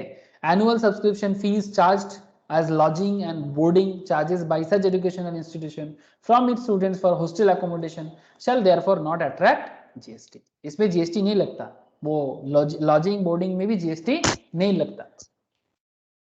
बोलो सर, कोई कुछ कह रहे हो क्या सर किसी का? RKM गवर्नमेंट स्कूल, हाँ बोल sir Ramakrishna Mission government school sir, private? Ramakrishna Mission private होना है गवर्नमेंट होना, इट्स अ चैरिटेबल ऑर्गेनाइजेशंस, ঠিক আছে ডিফারেন্সটা কি করে স্যার?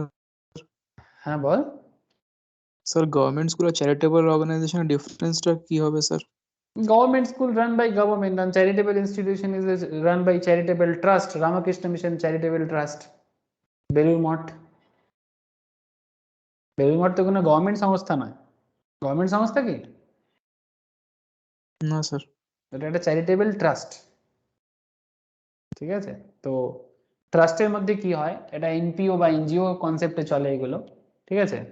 তো এরা ट्रस्ट बॉडीতে चले, বরং এদেরকে ट्रस्ट में अगर कोई कुछ पैसा देता भी है ना तो उसमें 80C से 80U का एग्जेम्पशन वगैरह मिल जाता है, वो अलग बात, इनकम टैक्स में अलग चर्चा करेंगे, but normally that is not run by government, that is run by charitable organisations, ठीक है। तो बेसिकली आप अपने बच्चे को स्कूल में पढ़ाते हो ना चैरिटेबल ऑर्गेनाइजेशंस पे, तो आप जो दूध देते हो ना वो बेसिकली डोनेशन की तरह दिखता है, ठीक है। ऐसे स्कूल फीस चार्ज करते हैं but this look like a donation.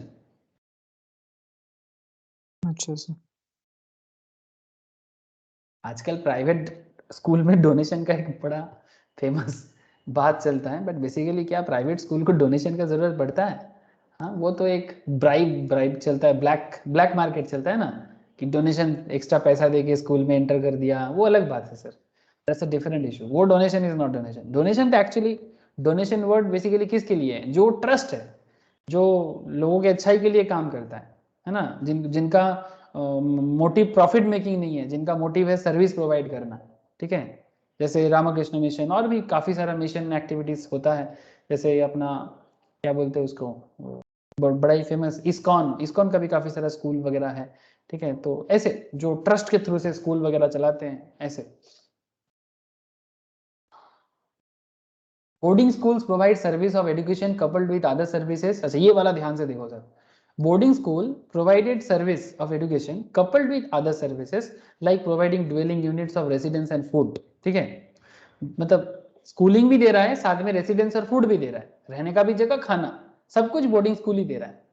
तो ये एक साथ दे रहा है ना, बंडल्ड में। बंडल से समझते हो ना, बंडल्ड मतलब एक साथ सब कुछ कंबाइन करके। This may be a case of composite supply. इसको क्या बोलेंगे? कॉम्पोजिट। जैसे मेरे को स्टार्टिंग में अभिषेक एक सवाल कर रहा था, सर कॉम्पोजिट रेंट जो हाउस प्रॉपर्टी कराया था इनकम टैक्स में, सर वो समझ नहीं आया। Sir what is basically composite rent? वहां पर आप लोगों को मैं जो कॉम्पोजिट रेंट समझाया था, वो कॉम्पोजिट रेंट क्या है कि आप घर का भाड़ा दे रहे हो, पर घर के भाड़े के साथ साथ आप अपना कोई एसेट्स भी उसको रेंट पे दे रहे हो, ठीक है, जो घर के भाड़ा के साथ इंक्लूड करके, है ना। बात समझ में आ रहा है सर?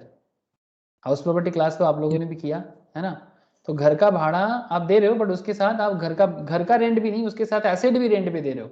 तो जब एसेट भी रेंट पे दे रहे हो घर के भाड़ा के साथ इंक्लूड करके, या फिर सर्विसेज दे रहे हो जैसे lift man service, security guard service, सब कुछ करके, तो ऐसे चीजों को जब एक साथ दिया जाता है ना, तो that is called composite rent. तो कॉम्पोजिट रेंट के केस में हाउस प्रॉपर्टी में जैसे मैंने आपको क्या सिखाया, सेपरेट होगा कि नहीं होगा? समझ में आ रहा है सर? कि आप कॉम्पोजिट रेंट में, आपको जैसे हाउस प्रॉपर्टी में 2 मिनट में चला गया, वहां पर आप लोगों को मैं सिखा रहा था ना कि क्या आप उसको सेपरेट कर सकते हो, कि आपका जो घर का रेंट है और आपका जो बाकी सर्विसेज का रेंट है, अगर आप सेपरेट कर सकते हो तो फिर अलग से आप हाउस प्रॉपर्टी कैलकुलेशन कर सकते हो। तो वैसा ही यहाँ पर भी चलता है, इस पॉइंट में भी ऐसा पॉइंट आएगा sir. Boarding school provide service of education coupled with other services like providing dwelling units of residence and food. तो स्कूल का काम है पढ़ाना, लेकिन बोर्डिंग स्कूल है, वो स्टडी सर्विस भी प्रोवाइड करते हैं, साथ में रेसिडेंस एंड फूड भी देता है। This may be a case of composite supply if the charges for education and lodging and boarding are inseparable. अगर सेपरेट नहीं हो सकता, their taxability will be determined in terms of principles laid down in section 2 subsection 30 with section 8 of the CGST Act 2017. Such service in the case of boarding schools are naturally bundled. तो इस तरह का services ना naturally bundled होते हैं। bundled मतलब एक साथ, composite, and supplied in the ordinary course of business. Therefore, the bundled of service will be treated as consisting entirely of the principal supply. मतलब सारा सप्लाई को ही एजुकेशन के साथ जोड़ दिया जाएगा, which means the service which forms predominant element of such bundle, in this case the scenes predominant nature, क्योंकि ये शुरू से होते आ रहे हैं sir, predominant nature determined by the service of education, the other service provided residential dwelling will not be considered for the purpose of determining the tax liability, and this case the entire consideration for supply will be exempt.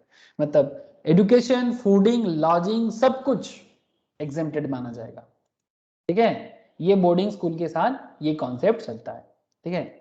Educational institution providing qualification recognised by law, ध्यान से सुनना। तो boarding school clear हो गया sir?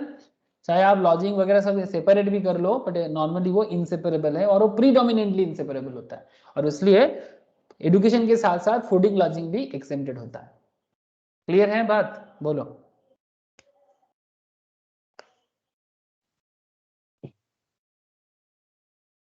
किरे बोझा गालो कि गालो ना? Yes sir. Okay. Yes sir. Educational institution providing qualification recognised by law, मतलब आप ऐसे एजुकेशनल इंस्टीट्यूशन से ले रहे हो जो लॉ, मतलब एज पर लॉ हो रहा है, ठीक है। जैसे CA law, CMA law, CS law, ठीक है, 1980s, 1959, 1949, ठीक है, आईआईएम लॉ बात करते हैं। तो you have already seen that institution providing service by way of education as a part of a curriculum for obtaining a qualification recognized by any law for the time being in force qualify as an educational institution. However, the question arises that in case where courses in a college leads to a dual qualifications, only one of which is recognized by law. एक college है जो आपको qualification दे रहा है और बोल रहे dual qualification, मतलब आप पढ़ाई तो करोगे एक, मतलब आप एडमिशन लोगे एक फीस देके, सपोज आप 10 लाख का फीस दिए कॉलेज में, ठीक है, प्राइवेट कॉलेजेस में ऐसे फीसेस होते हैं जैसे 10-20 लाख का, 25 लाख का भी होता है, तो 10 लाख का फीस भरा, बट आपको क्वालिफिकेशन बोल रहे हैं 2, बट इस 2 क्वालिफिकेशंस में से one qualification is recognised by law but another qualification is not recognised by law. तो ऐसे केसेस में क्या होगा? अब तेरा क्या होगा कालिया, क्या बोलते हो? जो एज पर लॉ है वो तो एग्जेम्प्ट हो जाएगा, पर जो एज पर लॉ नहीं है उस पर टैक्स लग जाएगा, सिंपल बात। Such service provided by the college by way of such education be covered by the exemption notification. Provision of dual qualification is the nature of two separate services. दो qualification मतलब दो separate service. As the curriculum and fees for each of such qualification are prescribed separately. अगर दो separately दिया जा रहा है, service in respect of each qualification would therefore be assessed separately. जैसे एक सिंपल एक बड़ा इंटरेस्टिंग चीज बताते हैं। If an artificial bundle of service is created by clubbing two course together, ठीक है, दो कोर्स को एक साथ कर दिया गया, तो only single fee is charge for both, मतलब एक ही फीस लिया गया आपसे, only one of which leads to a qualification recognized by law, then by application of the rule of determination of taxability of a supply which is not bundled in the ordinary course of business. एक second.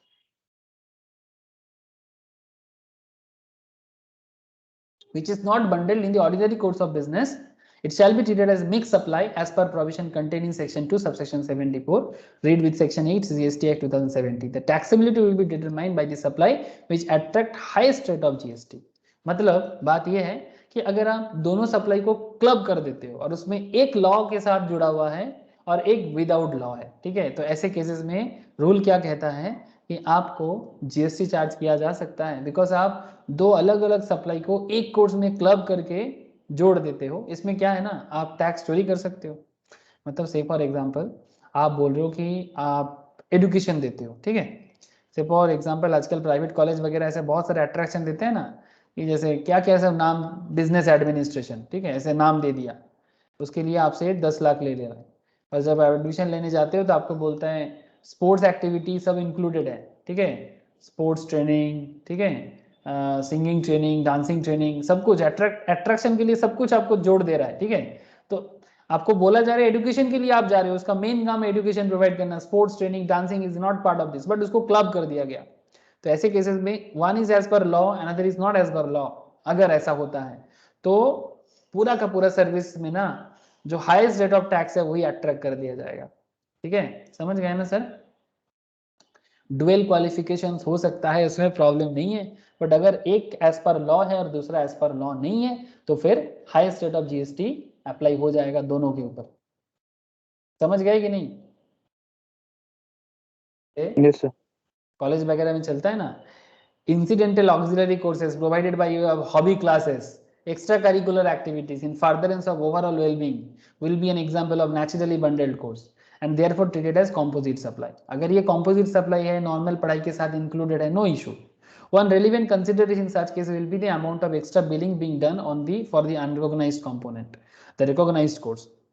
If extra billing is being done, it may be a case of artificial bundling of two different supplies. अगर extra bill बना जा रहा है ना आपको, ये hobby classes join करने के लिए, एक्स्ट्रा करिकुलर एक्टिविटीज ज्वाइन करने के लिए, एक्स्ट्रा योगा क्लासेस, समथिंग कुछ भी कॉलेज आपको चिपका रहा है, ठीक है, और उसके लिए आपको एक्स्ट्रा बिलिंग भी कर रहा है, तो फिर वो नेचुरल बंडल नहीं है, वो आर्टिफिशियल बंडल है, ठीक है।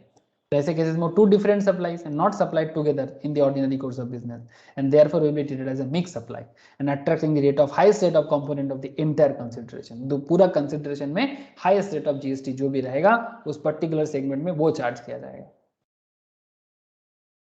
समझ आ रहा है सर कि किस तरह से एजुकेशनल इंस्टीट्यूशन पे जीएसटी का खेल चलता है? बोलो।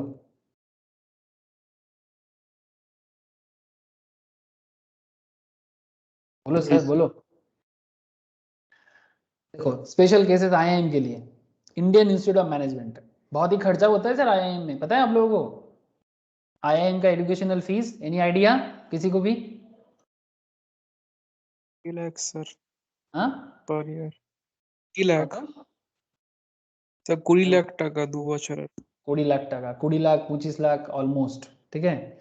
तो पता है, फिर मैं और सर्च नहीं करूंगा, ठीक है। तो काफी हाई फाई फीस होता है इनका, ठीक है। लेकिन गवर्नमेंट रिकॉग्नाइज्ड है। Indian institute of management act 2017 में बना है ये एक्ट, पहले एक्ट नहीं था, काफी नया लॉ है, पहले से प्राइवेटली मैनेज होता था। Grant degrees and diplomas and other academic distinctions, ये सब देता ही है, ठीक है। डिग्री प्रोवाइड करते हैं, मैनेजमेंट डिग्री प्रोवाइड करते हैं, ठीक है। फिर से मेरा पेन रबर बन गया है, इसको क्या प्रॉब्लम है, मेरे साथ क्या दुश्मनी है, इसको मेरे को समझ में नहीं आता। भाई बन जा।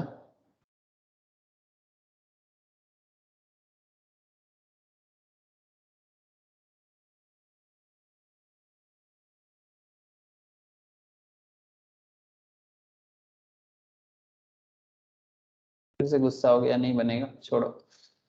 पेन रहने देना, मेरे को सुविधा होता है, बट कभी कभी ये सॉफ्टवेयर क्या प्रॉब्लम हो जाते हैं समझ में नहीं आता। ओके देखो, तो specify the criteria and process. देखो क्या बताते हैं आईआईएम, डिग्री प्रोवाइड करते हैं आपको, डिप्लोमा प्रोवाइड करते हैं आपको, एकेडमिक डिस्टिंक्शन देते हैं, ये सब टाइटल मिलता है आपको आईआईएम पास करने के बाद, ठीक है। कैट दे के जाना पड़ता है आईआईएम में, you all know about this.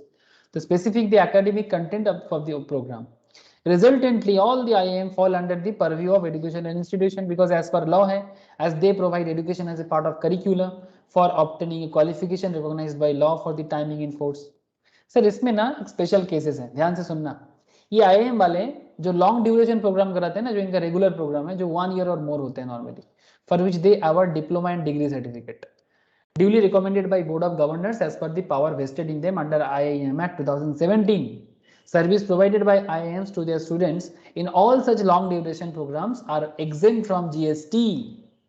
जिसमें 1 साल या 1 साल से ज्यादा प्रोग्राम है जिसमें डिप्लोमा या डिग्री सर्टिफिकेट मिलता है। बट ये आईआईएम वाले ना कभी कभी नहीं, चलता रहता है इन लोगों का पार्टिसिपेशन सर्टिफिकेट प्रोग्राम, ठीक है। आप लोग देखे होंगे बहुत सारा एडवर्टाइजमेंट आता है गूगल वगैरह में भी।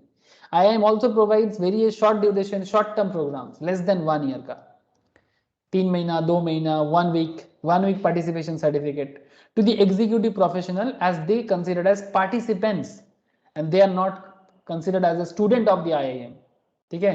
These participation certificate are not any qualification recognized by law। Such participants are also not considered as student of IIM and service provided by IIMs as an educational institution to such participant is not exempt from GST and GST is payable on the same। So short term program participation certificate program में GST exam नहीं है। Long term programme जो है, जो diploma and degree provide करता है IIM के through से, वो GST एग्जेम्प्टेड है, ठीक है सर। आईआईएम का खेल क्लियर है कि नहीं, बोलो। हाँ सर, हाँ ना, कुछ तो बोलो। Yes sir. Yes sir. Supply of food in mess और कैंटीन, ये एजुकेशन इंस्टीट्यूशन में मेस होता है, कैंटीन होता है ना। ये मेस कैंटीन में जो खाना मिलता है, ये खाना जो मिलता है, जो सर्व करता है, क्या वो जीएसटी लगता है? Educational institution generally have a mess facility for providing food to their student and staff. Such facility is either run by the institution or students themselves or outsourced to a third person।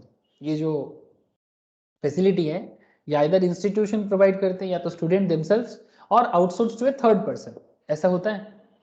If the catering service is one of the service provided by an educational institutions to its students, faculty and staff and the said educational institution is covered by the definition of educational institution। मतलब normally कोई coaching institute या फिर unrecognised institute नहीं sir, then the same is exempted। The catering service is one of the service provided by educational institutions। चाहे student खुद खाना बना के खाए, चाहे इंस्टीट्यूशंस प्रोवाइड करे, चाहे कोई आउटसोर्स थर्ड पार्टी प्रोवाइड करे, बट अगर वो एजुकेशनल इंस्टीट्यूशन है तो इनका सर्विस एग्जेम्प्टेड है, covered under item A of entry 66 of the notification में कहा गया है। याद रहेगा sir. If the catering services, that is supply of food or a drink in a mess or canteen, if a catering service that is supply of food or drink in a mess or canteen is provided by anyone other than the educational institution, That is, the institution outsourced the catering activity to an outside contractor. It is a supply of service to the concerned educational institution by such outside caterer and attract GST. इसका मतलब ये है कि वो contractor जो है वो institute को, मतलब एजुकेशनल इंस्टीट्यूट को सर्विस प्रोवाइड कर रहा है. ये सर्विस बाय नहीं, सर्विस टू हो जाएगा और ये जीएसटी अट्रैक्ट करता है. Is that point clear sir? State services when provided to an educational institutions providing preschool or education up to higher secondary school or equivalent are exempt. Again another point, इसमें एक special point आ गया. जो service to मतलब कोई canteen service किसी contractor के through से किसी कॉलेज किसी स्कूल को दिया जा रहा है, अगर वो प्री स्कूल या अप टू हायर सेकेंडरी तक है तो उसके लिए जीएसटी एग्जेम्प्ट है, मतलब वो सर्विस जीएसटी एग्जेम्प्टेड है. बट अगर वो कोई कॉलेज है, हायर सेकेंडरी से ज्यादा है, एजुकेशनल इंस्टीट्यूशन है, बट कोई थर्ड पार्टी कॉन्ट्रैक्ट लेके दे रहा है किसको, एजुकेशनल इंस्टीट्यूट को, तब उसमें जीएसटी चार्ज हो सकता है. बोलो सर, ये दोनों फर्क समझ में आ गया? फिर से बोल रहा हूं, कैटरिंग सर्विस कॉन्ट्रैक्टर के थ्रू से एजुकेशनल इंस्टीट्यूशंस को प्रोवाइड कर रहा है. इसका मतलब ये होता है कि एजुकेशनल इंस्टीट्यूशंस को प्रोवाइड, मतलब ये सर्विस कोई कॉन्ट्रैक्टर कोई कैंटीन मतलब कैंटीन का बिजनेस करने वाले एजुकेशनल इंस्टीट्यूशन को दे रहा है. ठीक है, ये जीएसटी चार्ज होता है. But except pre school and higher secondary educational institution, अगर इनको प्रोवाइड किया जा रहा है तो फिर इनके लिए एग्जेम्प्टेड है. बट कॉलेज वगैरह, कॉलेज के बाद कोई एनी अदर एजुकेशनल इंस्टीट्यूशंस, उनके लिए एग्जेम्प्टेड नहीं. हेलो हेलो सर, बोलो, क्लियर हुआ कि नहीं? जल्दी बोलो. हाँ sir. Fees charge from prospective employers. Sir आप लोग जानते होंगे, ये जैसे आप लोगों का सीए सीएमए सभी प्लेसमेंट प्रोवाइड करते हैं, जानते हो ना सर? जैसे सीएमए का बड़ा एडवर्टाइजमेंट चल रहा है आजकल. सीएमए इंस्टीट्यूट हाल फिलहाल में काफ़ी अच्छा जॉब प्रोवाइड किया है सर. मतलब ऐसे बाकी इंस्टीट्यूट सीए तो हमेशा करते रहता है, सीएस का भी अपना एक ऑथोरिटी है, मतलब ठीक है. बट ये यहाँ पर आज दिखाई नहीं रहा है, नॉर्मली यहाँ पर हमेशा दिखाता रहता है सीएमए वाले प्लेसमेंट का. फिर भी मैं दिखा देता हूँ, रुको आपको.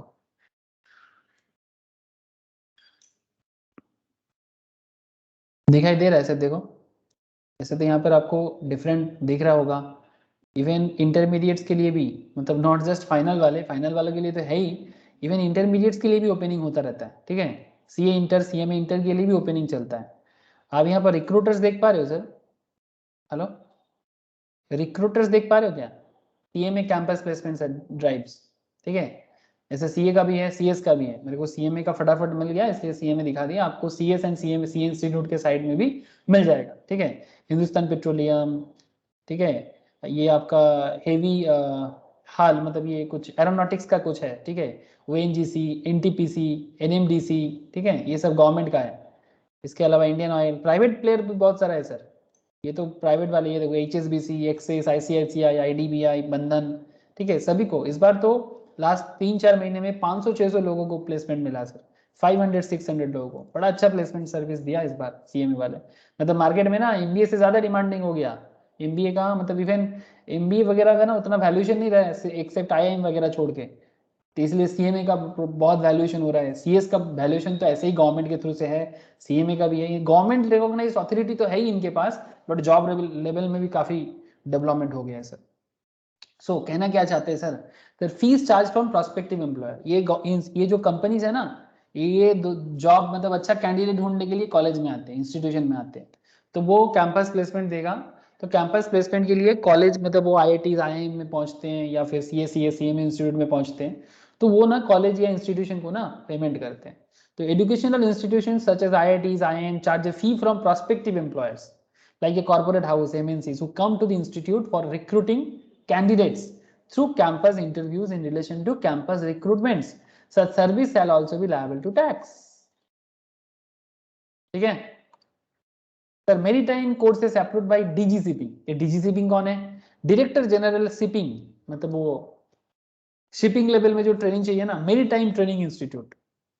Their training courses are approved by the Director General of Shipping, Government of India, which are duly recognized under the Merchant Shipping Act. मतलब ये जो हमारे देश में जो जहाज में एक देश से दूसरे देश में बड़े बड़े जहाज जाते हैं ना, तो वहां पर ना लोगों को ट्रेनिंग करना पड़ता है, तभी वो जहाज का मतलब समझेगा।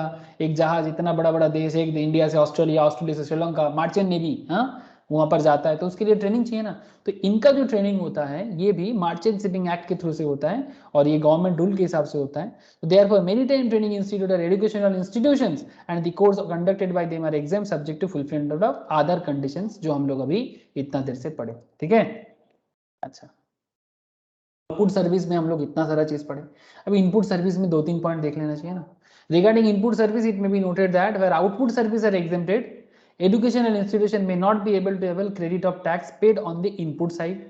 The auxiliary education service, मतलब जो सर्विस ये ले रहा है बाहर से, ठीक है, service with which educational institution ordinarily carry out themselves but may obtain as outsourced services from any other persons. However, the said exemptions comes with an rider auxiliary service of transportation of student, faculty or staff, catering including any midday meal schemes approved by government, security और cleaning, ये सब exempted हैं, ये पहले भी आप लोग देख चुके हो। एग्जाम्पल्स है, आपको समझ में आ जाएगा। देखो, little millennium, a preschool in outskirts of Mumbai, has subscribed the online journals on a child development and experimental learning. क्या बोल लगते हैं, इस पे जीएसटी लगेगा कि एग्जेम्प्ट करेगा? हाँ सर, प्री स्कूल है, ऑनलाइन जर्नल इशू किया है child development and experimental learning के बेसिस में, ये प्रोवाइड करेगा, उसका चार्जेस भी लेगा। क्या लगता है आप लोगों को, एग्जेम्प्ट कर देगा कि जीएसटी लगाना चाहिए? हाँ, क्या लगता है सर, ये कोर एक्टिविटी है कि ऑक्सिलरी एक्टिविटी है?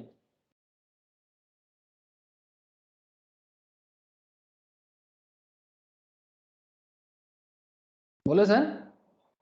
ये जो लिटिल मिलेनियम जो experimental learning child development journals बनाया, ये एक्सिलरी एंड ऑक्सिलरी एक्टिविटी है।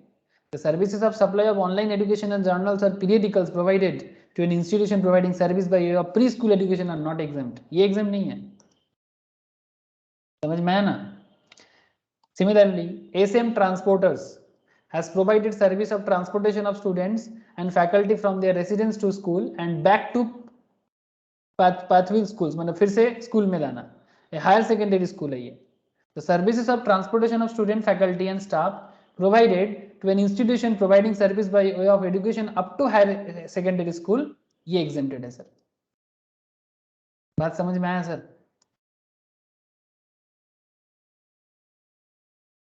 Yes sir. क्या हुआ, इतना सारा नेटवर्क इश्यूज हो गया? ठीक है, तो एसीएम ट्रांसपोर्टर जो ट्रांसपोर्टिंग सर्विस दे रहे हैं अपने बच्चे को, स्टूडेंट लोगों को, स्टाफ को, but up to higher secondary school तक के लिए है तो एग्जेम्प्टेड है। बट हायर सेकेंडरी स्कूल के बाहर चला जाए तो, कॉलेज वगैरह दूसरा कोई एजुकेशनल इंस्टीट्यूशन हो जाए तो एग्जाम नहीं है सर। ये एक बहुत अच्छा एग्जाम्पल है, ये देखो तो और थोड़ा क्लैरिटी हो जाएगा। Shiksha college offering degree courses has to conduct its half yearly examination in November. ध्यान से सुनिएगा। For this purpose it has paid the honorarium to paper setters, जो पेपर सेट करते हैं ना उनको पेमेंट किया, जिसको ऑनरेरियम बोलते हैं, ठीक है, सम्मान में दिया जाता है।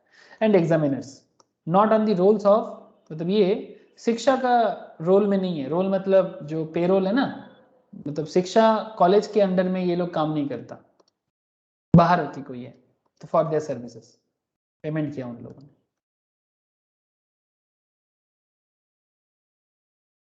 Further, it availed the printing services for printing the question papers.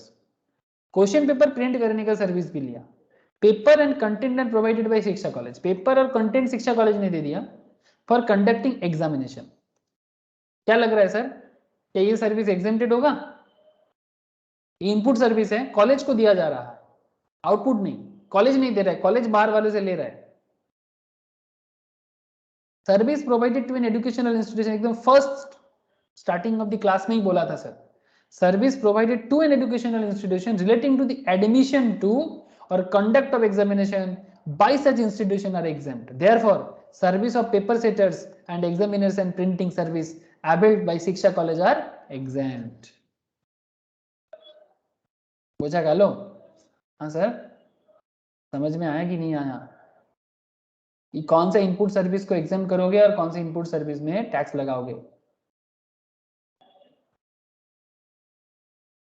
हाँ सर बोलो, नील, अभिषेक, समझ में आ रहा है कि नहीं आ रहा है?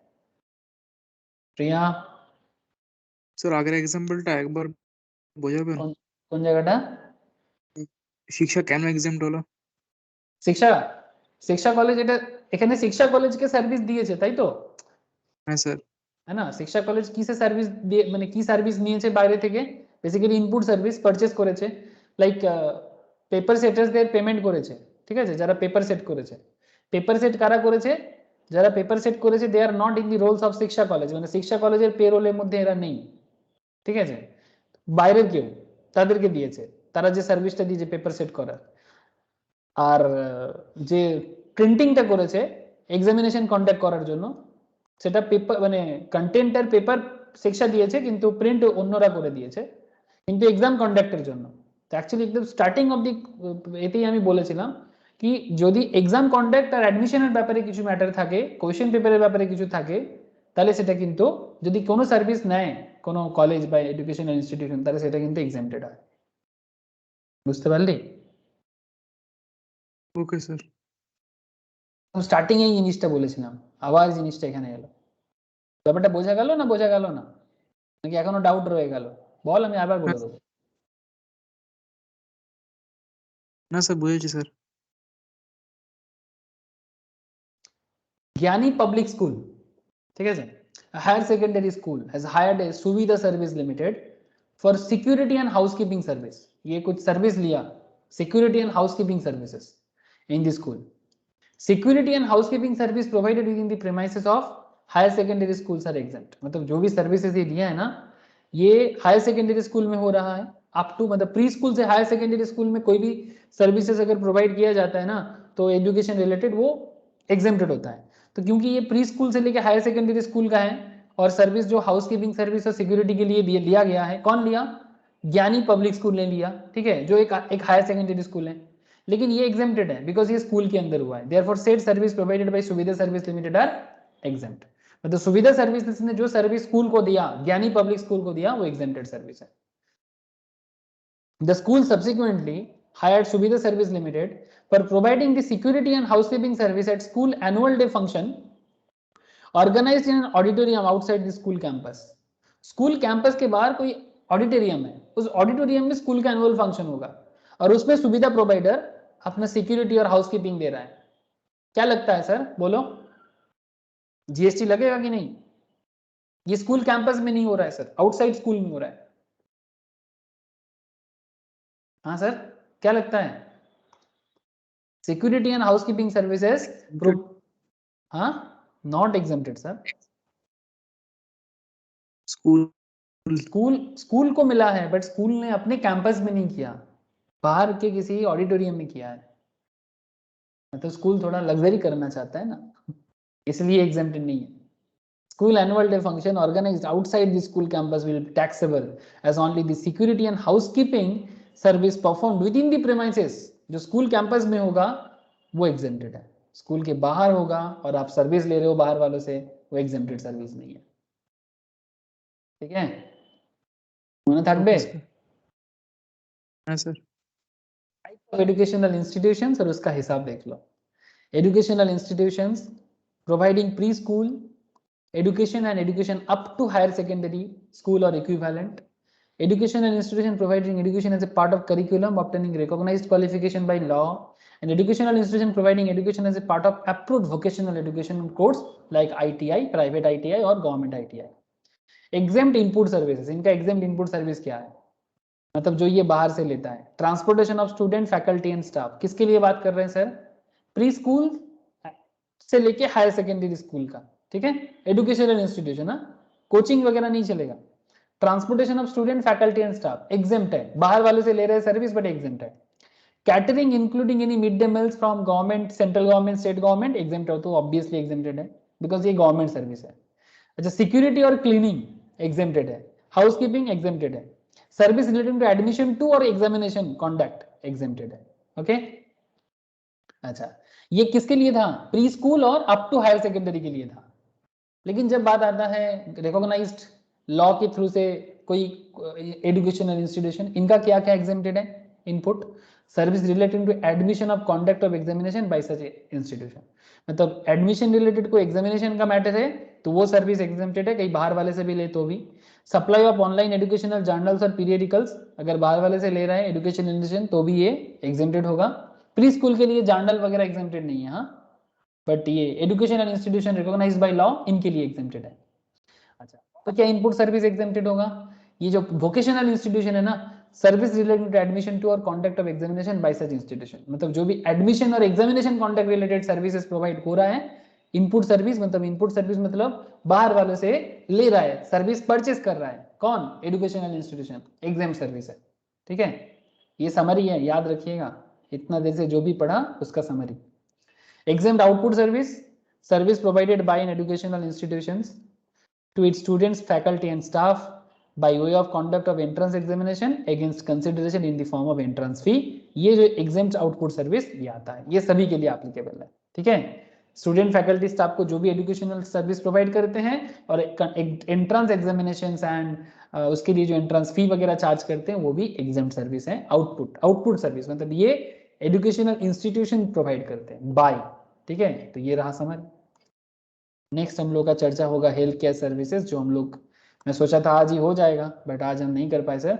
नेक्स्ट क्लास में आप लोगों को मैं हेल्थ केयर सर्विस बताऊंगा, ठीक है। वो भी एकदम एजुकेशन की तरह एक हट के पॉइंट है, ठीक है। तो ये सब एग्जाम्पल्स के साथ आपको मैं एजुकेशनल सर्विस का डिटेल्स बोला। आपके पास नोट्स है, मटेरियल है, तो आप एक बार प्लीज इसको गो थ्रू करो और एग्जाम्पल्स को देखो, ठीक है। और एग्जाम्शन इस मैट के नीचे ना आपको क्वेश्चन आंसर भी मिलेगा। अब वहां पर जाके डिफरेंट क्वेश्चंस है जो कर सकते हो अभी, जैसे इंस्टीट्यूशंस, चैरिटेबल इंस्टीट्यूशन, जो जो पॉइंट हो गया है उस रिलेटेड क्वेश्चंस को भी आप देख सकते हो, सॉल्व करने का कोशिश भी कर सकते हो, प्रैक्टिस बना रहेगा सर, ठीक है। बोलो सर। हाँ अभिषेक, मौसमी, ऋषभ, बोलो क्लियर हुआ कि नहीं? हाँ सर। ओके, तो जस्ट नोट्स में जाओ, जो भी क्वेश्चंस है उसको फॉलो करो, ठीक है। इंस्टीट्यूट का जो भी मैथ है अगर वो है तो उसको भी फॉलो करो, ठीक है। अगर नॉलेज है तो सब क्वेश्चन कर पाओगे, नॉलेज नहीं होगा तो क्वेश्चन कुछ समझ में नहीं आएगा। ओके, फिर आज इतना ही है। फिर नेक्स्ट क्लास में हेल्थ केयर सर्विस को लेके अभी एग्जाम में क्लास चलेगा सर, बिकॉज थोड़ा लंबा है। और मौसमी के लिए बोलूंगा कि मौसमी अगर तेरे को रिवाइज करना है तो मेरे को बोल, मैं रिकॉर्डेड लेक्चर्स शेयर कर लूंगा। कोड तो बना की तो क्या? হ্যাঁ স্যার। তাহলে একটু বলবি তো কি স্যার আমাকে একটু শেয়ার করুন, তাহলে আমি করে দেবো রেকর্ডেড লেকচারস গুলো, তাহলে পর রিভিশন করে নেব, ঠিক আছে? ঠিক আছে স্যার। আমাকে একটু হোয়াটসঅ্যাপ মেসেজ করে দে একটা। আচ্ছা, ওকে গুড নাইট স্যার। ওকে, গুড নাইট। অভিষেক বল, কিছু বলছিলি একটা তখন, কম্পোজিট রেন্ট বুঝতে পেরেছিস? আমি ক্লাস চলতে চলতে বলে দিয়েছি।